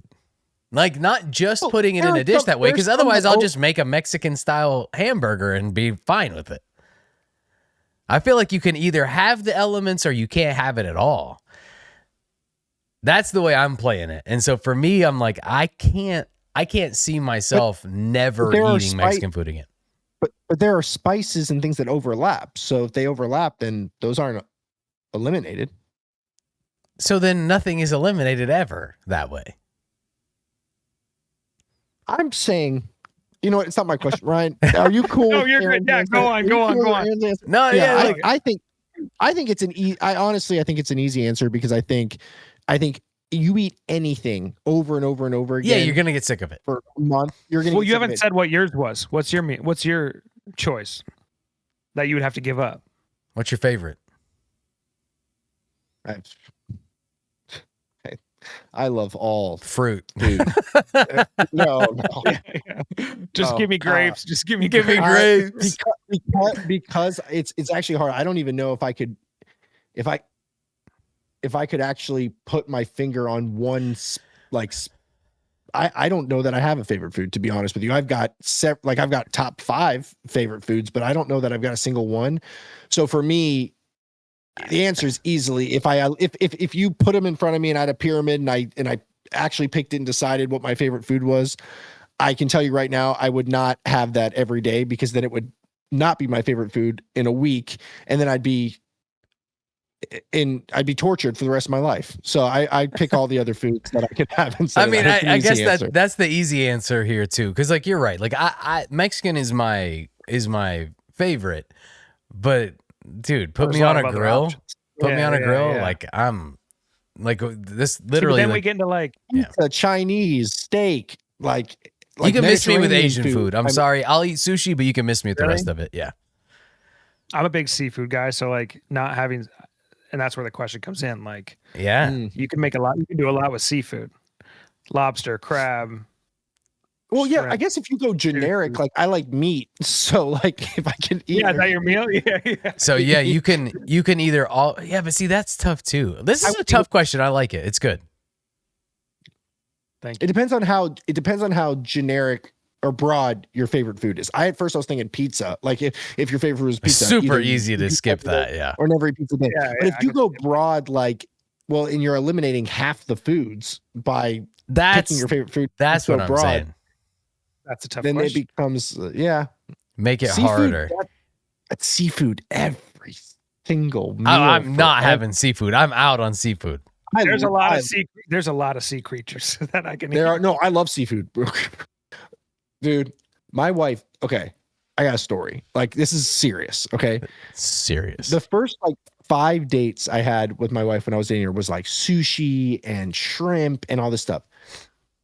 2 years into us dating, we go somewhere, she eats shrimp, and she feels like she has a rash. Like, it was this tiny little thing. We don't know for certain. And then, a couple months later, she kind of felt like she had a rash again. Those two incidences, they were never full-blown rashes. They were nothing. I mean, tiny, little eggs. Yeah. She's now convinced she's allergic to shellfish of all kinds, which might be true. And I'm not saying I want to risk it, but I'm like, maybe we should look it up. And now I've become super sensitive to even having my kids try this stuff, because we don't even know, but we went from eating shrimp and seafood as the cornerstone of to now, if my wife goes out of town or I go out of town, I go on a seafood binge. I eat crab, lobster, shrimp, everything I can get my hands on. I love seafood. I love all food. I mean, I'm telling you, I'd be 500 pounds if I let myself eat the way I want to eat. But it sucks because I love it. So if I come see you, we're going to go get a ton of seafood. Yes. Every kind. Oysters. Every kind. I do it all. Every kind. Like king crab. Let's go get some king crab and oysters. And the thing with seafood is you can eat so much of it in one sitting and you're not full. I mean, it's magical. I love it. I love seafood. Let's go. Let's keep going. All right. All right. So we're going to now launch our food podcast coming up soon. Yeah. Right? Yeah. I'm not look, I know what I like and I can cook ish. I'm not a you take me to this I like going to nice restaurants and things like that, but I don't think I have the palate for these Taste the difference between a 50 versus a $200 steak kind of thing.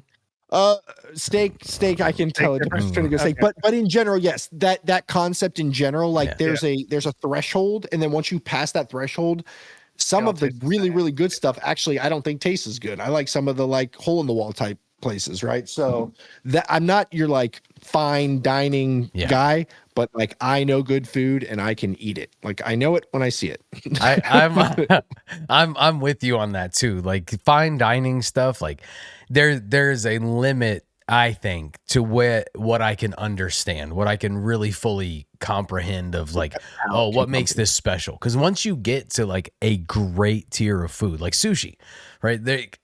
When you get to really, really good sushi, the difference between amazing sushi and truly Japanese sushi is probably really close for me. Because I can tell the difference between mediocre and good, but I was going to say seafood is the one where my standards are high with seafood. other food like steak and seafood, I think are the two. But like, there's like a really elegant Mexican restaurant. You're talking about Mexican. There are some hole in the wall taqueras best that I would eat 20 times over before I go to this high end Mexican restaurant. In fact, there usually are actually better because it's like it's more of the scenery. I was gonna say the authenticity of a Hispanic restaurant or a Mexican restaurant being a little bit more hole in the wall makes more sense. Yeah, but steak and seafood, there are levels, and I can ride those. I can spend some money on steak and seafood. And as I've gotten older, I've appreciated the value in spending a little bit more money on quality food. Like I could, I like food. Okay, moving on. I like food. I like turtles. No, it's like a demon, man. I'm always on a diet. All right, is it banner breakdown time? It's banner breakdown time. Let's go ahead and run that real quick. Information discussed on The Banner Show is intended for entertainment and informational purposes only and should not be considered financial or betting advice. Always gamble responsibly and within your limits. If you or someone you know may have a gambling problem, call the gambling helpline at 1-800-GAMBLER or visit 1-800-GAMBLER.net for confidential support.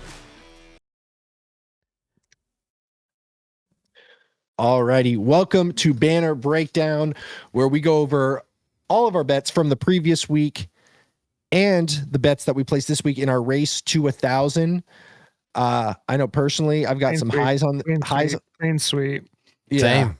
I got highs on this show and I've got lows on this show. My highs are coming when we talk about the draft, but this segment owns me. You suck at this. One of you guys go. Yeah, I'm awful. One of you guys go first, and then so you can piggyback. No. I'm saying talking about where you're at and where we're going, and I'm just all right. Else take Ryan, over. do it. This is you, bro. Yeah. So came in last week. 3 bets. Had Arizona, Michigan over, hit. Michigan cover, hit. UConn cover, hit. Just clean sweep. Love it.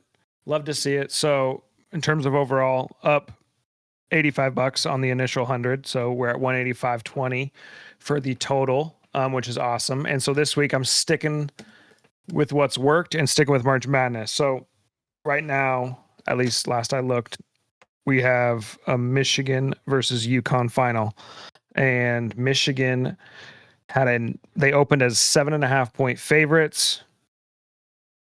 And after watching that game, I don't blame Vegas for putting the line that big. I'm checking right now to make sure it's still that. Yep. I see it. 7.5. Yeah. I think UConn covers this. I think it's a trap line. I hate it because Michigan has been rolling everyone with ease this whole tournament. They haven't really been scared this whole tournament. UConn has been scared, not last game, but the previous game they definitely should have probably lost if that I forgot who it was. Just held onto the ball, right? Duke. It was Duke, right? Yeah. So I'm going to take UConn plus 7.5. I think that's way too many points in a final.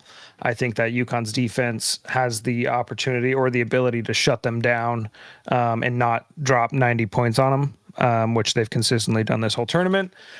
So I'm taking that line. Michigan might come out and blow them out of the water by 20. And if they do, hats off to them. But I think it's a close game. So taking plus 7.5. And the over is set fairly low compared to what we've seen with Michigan games. It's at 44.5 right now. I think last game was 40 or 155 for the over. So they're giving us 10 points there. I'm going to take the over in that game. Are you taking them as separate bets? Yeah. Or laying them? Okay. Yeah. How much are you putting on each one? 25. That's kind of been my unit of choice.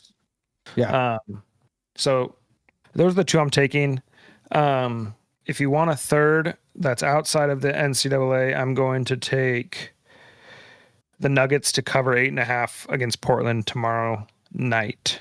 Portland's a sorry team. Denver is hot. They just went into overtime with the Spurs.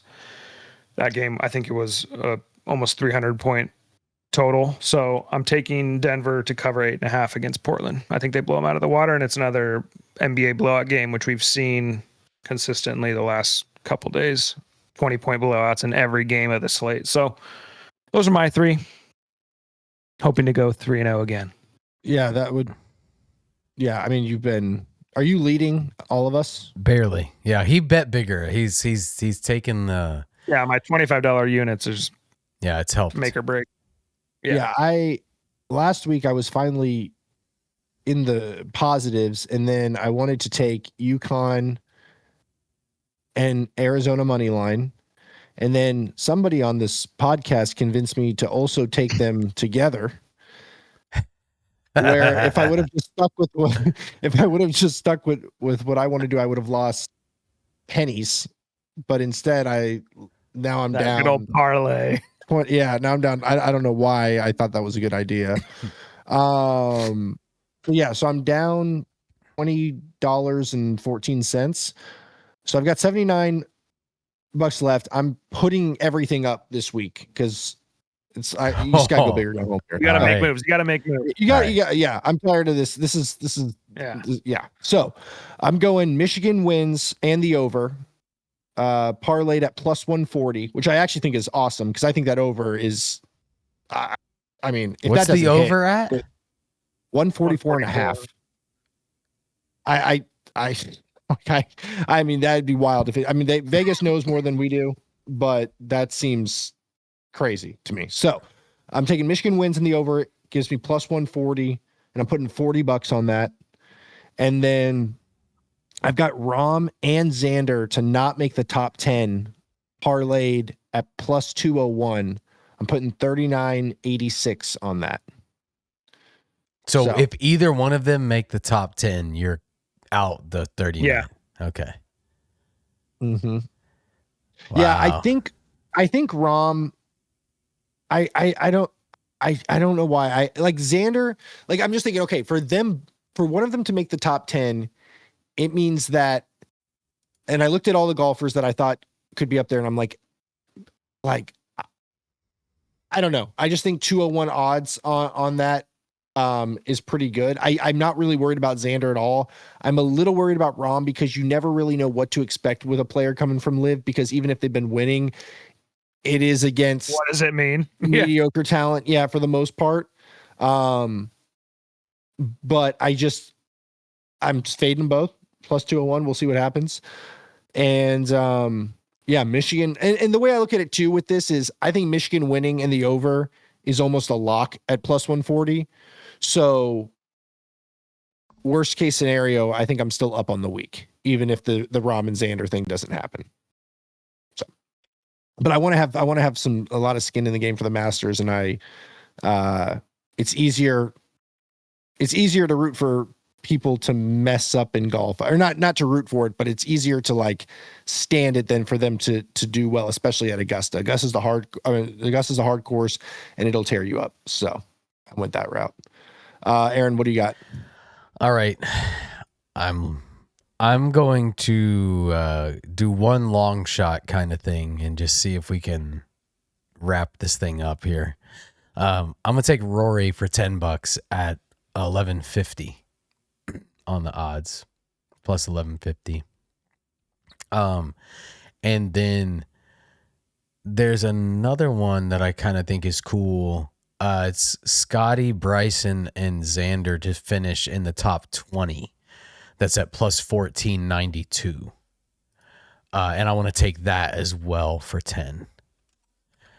And then let's do, I'm going to take the, dude, I don't know. I don't even want to touch the national championship game right now for some reason. Like, I want to enjoy it. I want to like watch it and root for it. But I feel like that is just a trap. Because we never know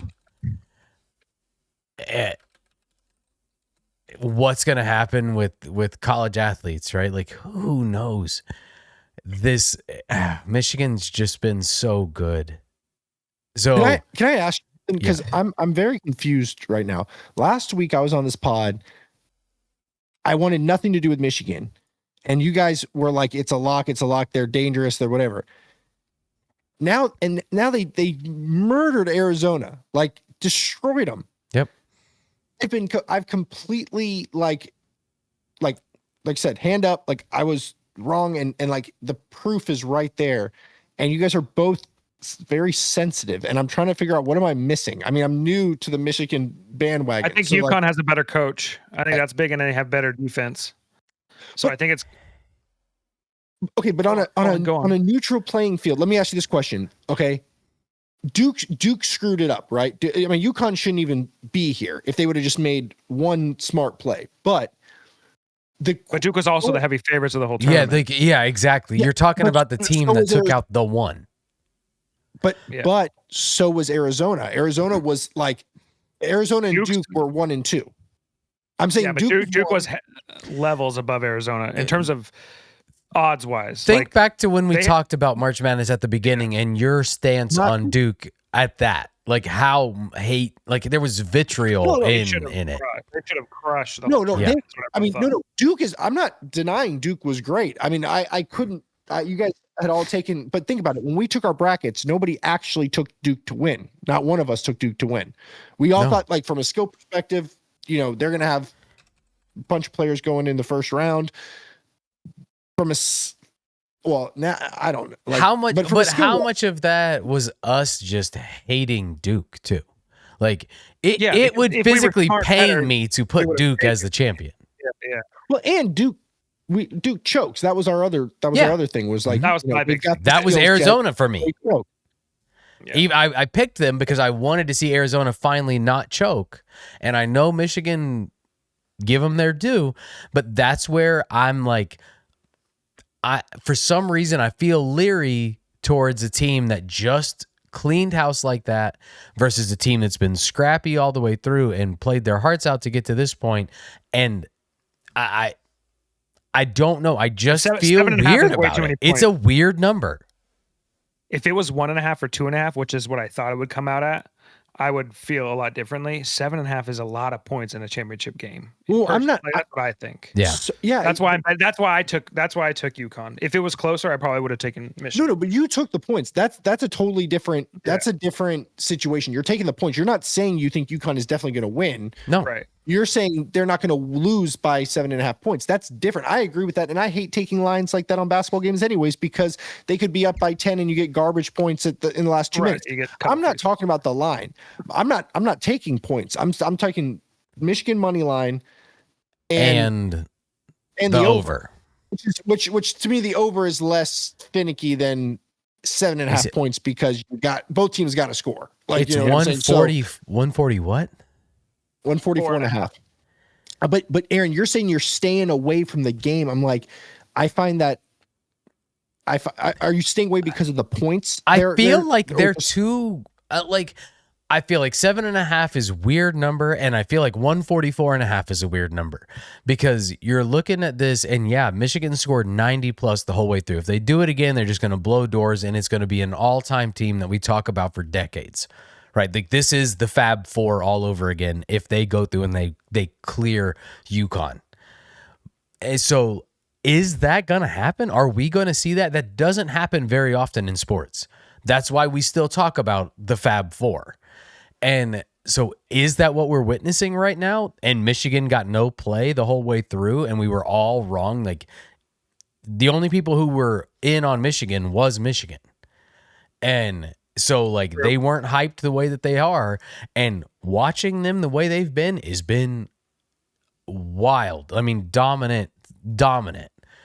And so have they hit everything right to this point, and they're going to have their first hiccup? Again, that's just one of those things for me. This is why I don't bet. I don't know enough. This is not in my wheelhouse. I'm doing this because this is what we're doing. I ain't betting. I don't have money to waste. And so I just feel weird about it, even with fake money. Aaron. Okay. Love that. I do. I get it.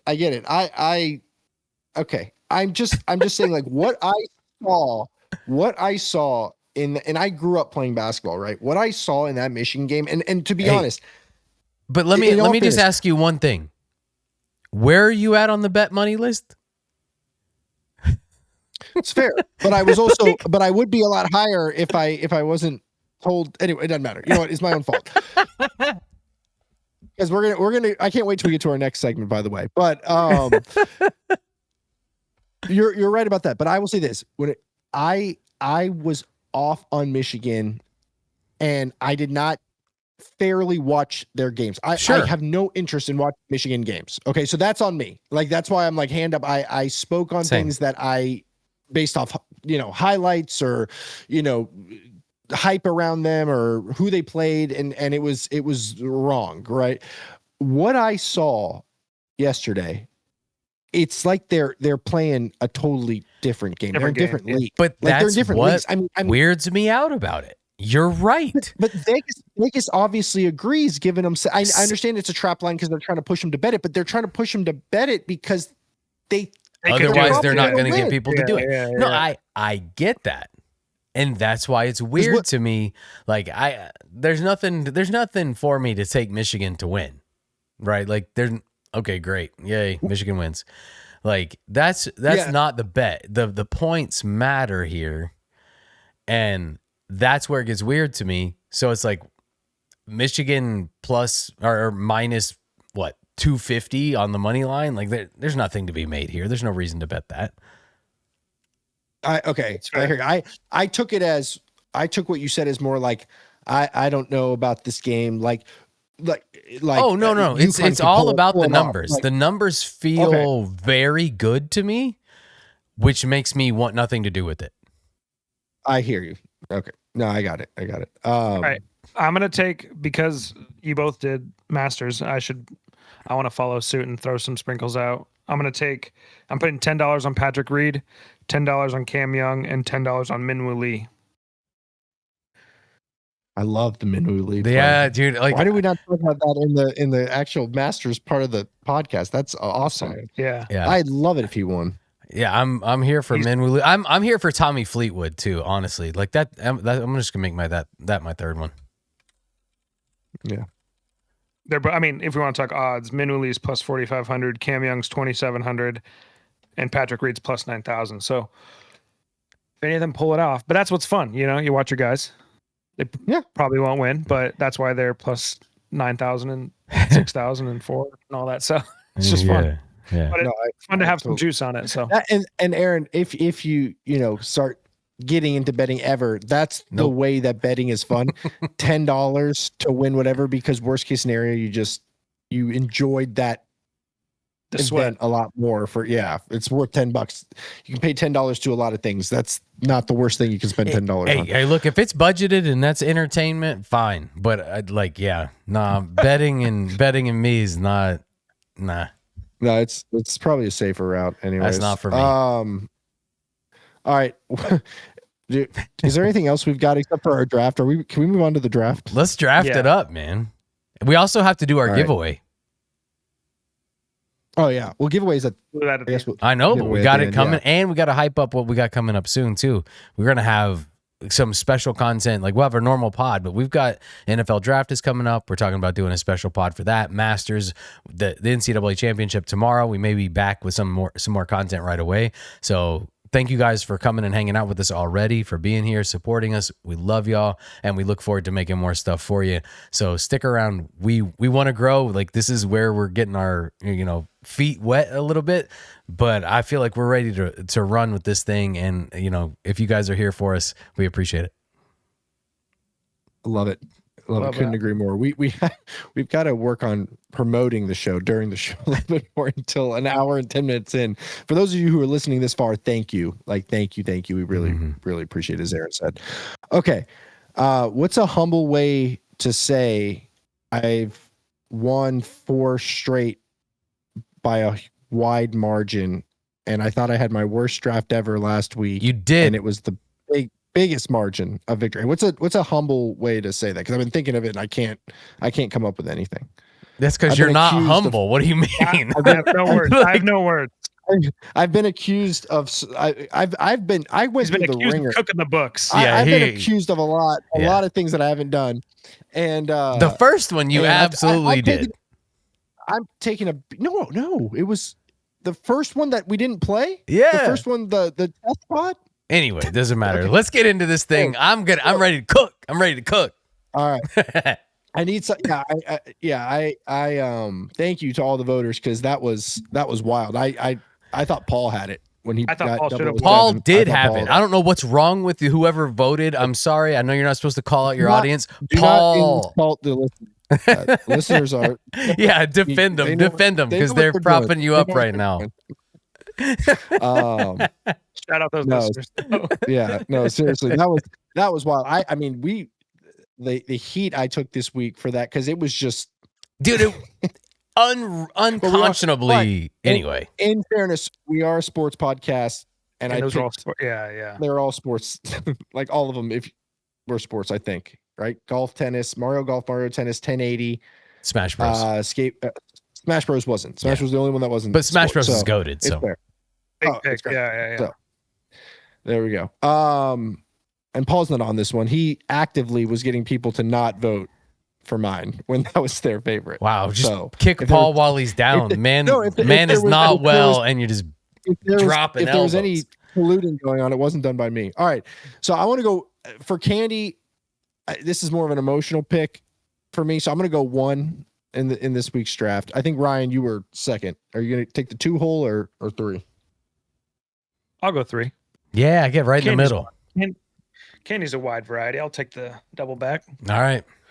I think there's 2.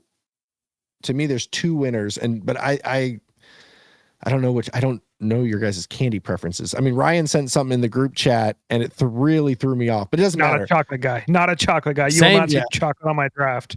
Then you're gonna love this. All right, my first overall is Sour Patch Kids.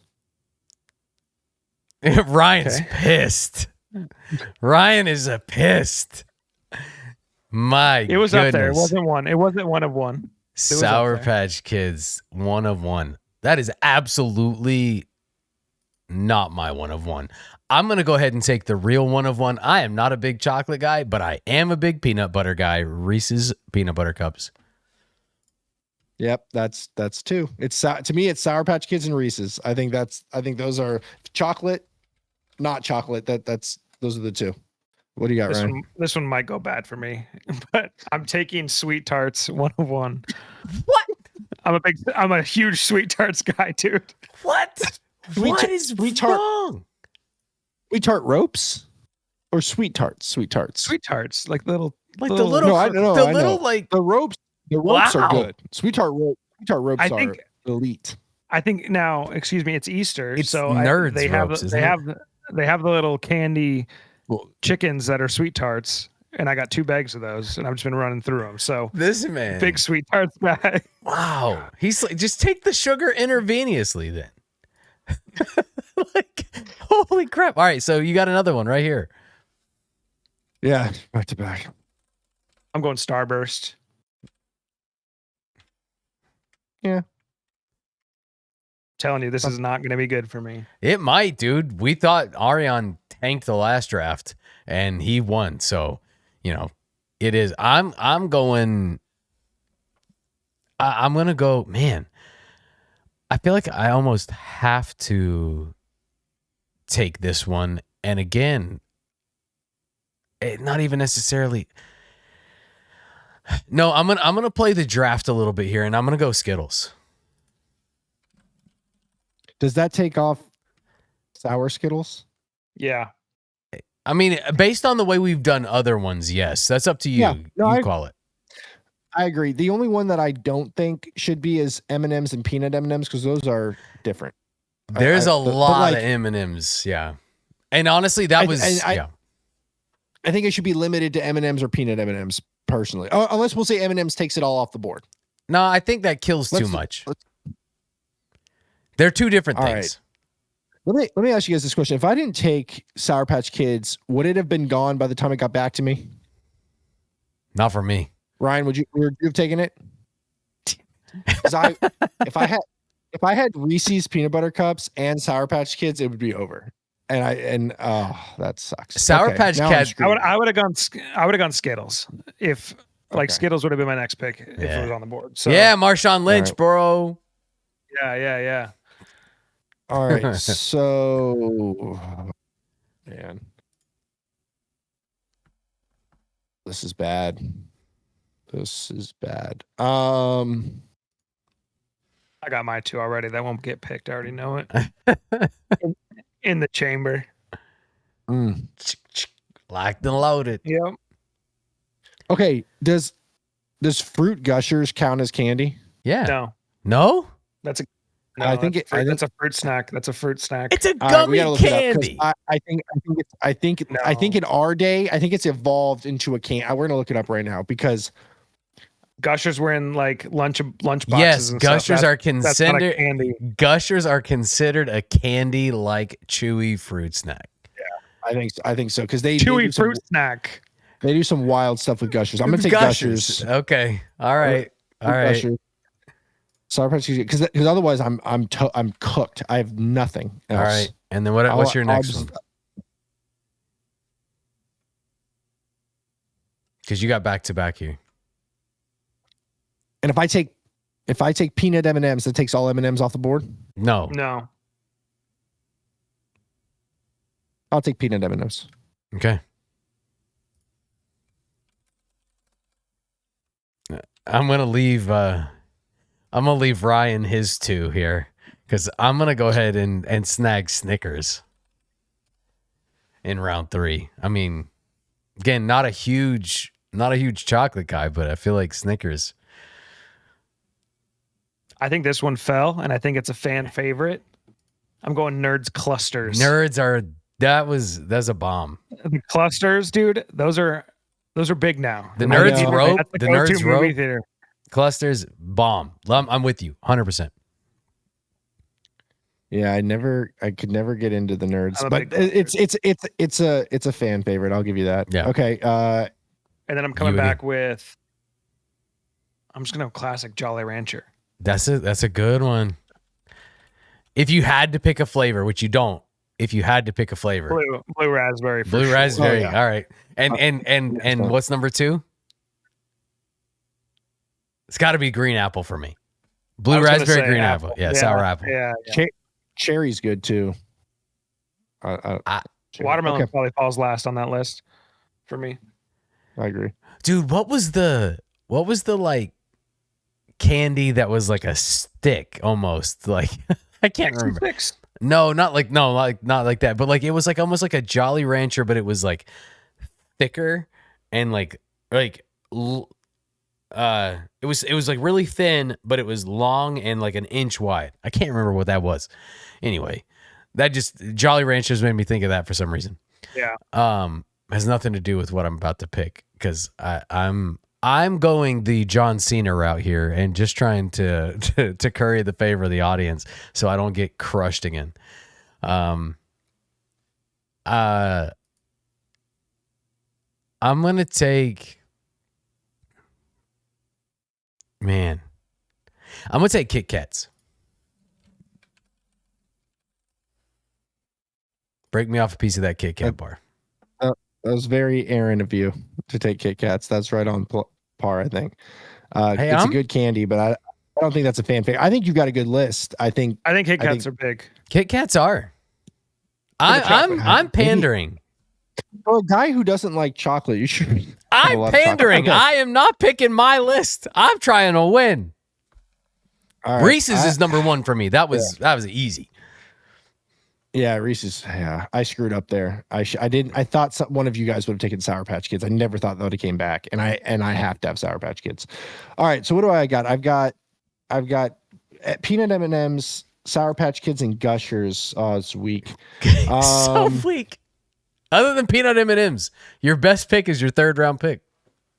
No, Sour Patch Kids are unbelievable. Sour Patch Kids are up there. Sour Patch Kids are Gushers hurt you, I think. Gushers hurt. It's terrible.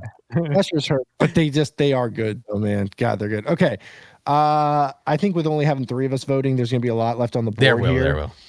Yeah. Okay, so peanut butter cups off the board. I'm just gonna give. I don't think I'm giving anybody ideas here, so I'm just gonna read through some where my head's at. Of my last Snickers is off the board. Yeah. I can't get a regular milk Hershey's milk chocolate bar. Can't do it. Milky Ways are trash. Twix are so good, but I can't make Twix. I'm contemplating Twix. Almond Joy. And then the Ferrero. Which ones are the ones? The Ferrero Rocher. Yeah. That's those. Do I go Ferrero? Yeah. All right. I'm gonna go Ferrero Rocher because I'm going for those are so good. I'm going with things that I like here. This I is a love very Sour Punch Aaron straws. looking list you've got. Yeah. I don't know though. Sour Patch Kids are All right. Anyway, Sour Patch Kids sorry, are like Tony Hawk. Sour Patch Kids are like Tony Hawk. might be. I'm gonna go Twix to round it out. So I've got Sour Patch Kids, peanut M&Ms, Gushers, which you're right hurt me, Twix, and the Ferrero Rocher. If those are what I'm thinking of, I hold on. That's what they are. Yeah. Yeah, it is. It is the gold little wrapped. gold Yeah. balls. Yeah. Those are good, man. All right. So I am gonna go something from myself here that's on my list, and I'm gonna do the because if I guess I have to do it this way. I'm gonna go with the sour gummy worms. I could take any gummy worms, but like I love gummy candy, so I'm gonna do the sour gummy worms. Aaron, I think that just sealed it for you because my gripe with your list was it was way too chocolate heavy. When people see all the chocolate, they're gonna get like they're No, not I gonna get it. feel I'm good. pandering completely. Yeah, I think you may have sealed it because you got Reese's, and that's big. yeah. That's 1A. Ryan, what do you have? All right. I'm between Gobstoppers and Warheads. Warheads, And bro. I love them. I think Warheads will play. I think Warheads play a lot better. I'm gonna go Warheads Love it. for my final pick. I love it. Yeah.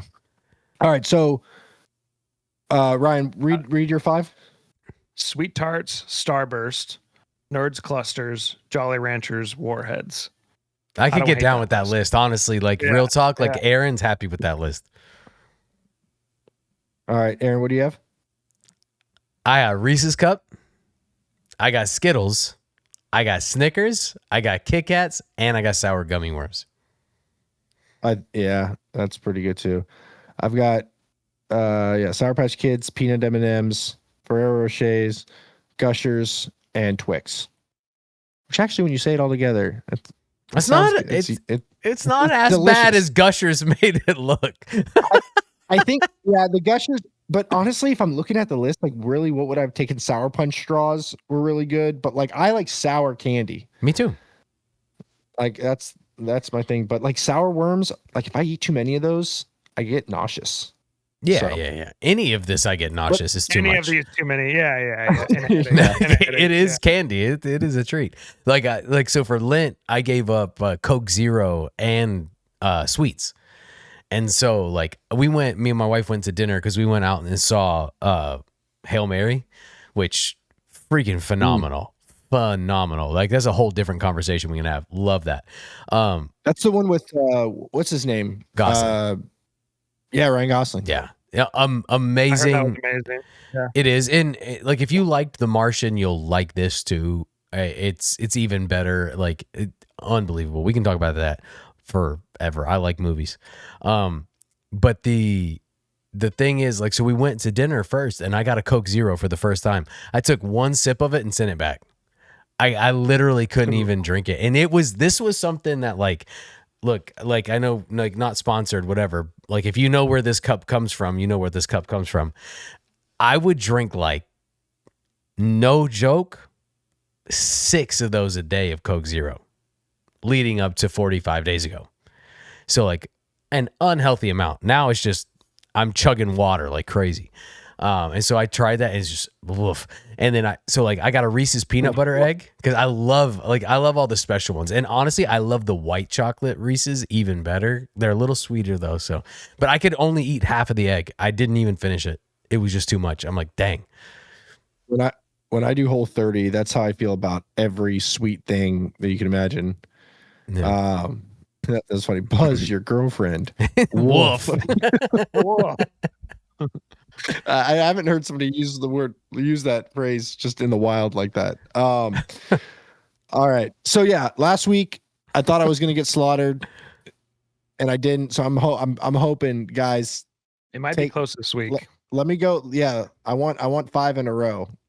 I want to build a legacy before we even get started. Do we need to get Paul to just put 5 in here? He just gets 5 in a row at the end. I wonder how this would have played out though with 4 people. Like we'd have had to stretch.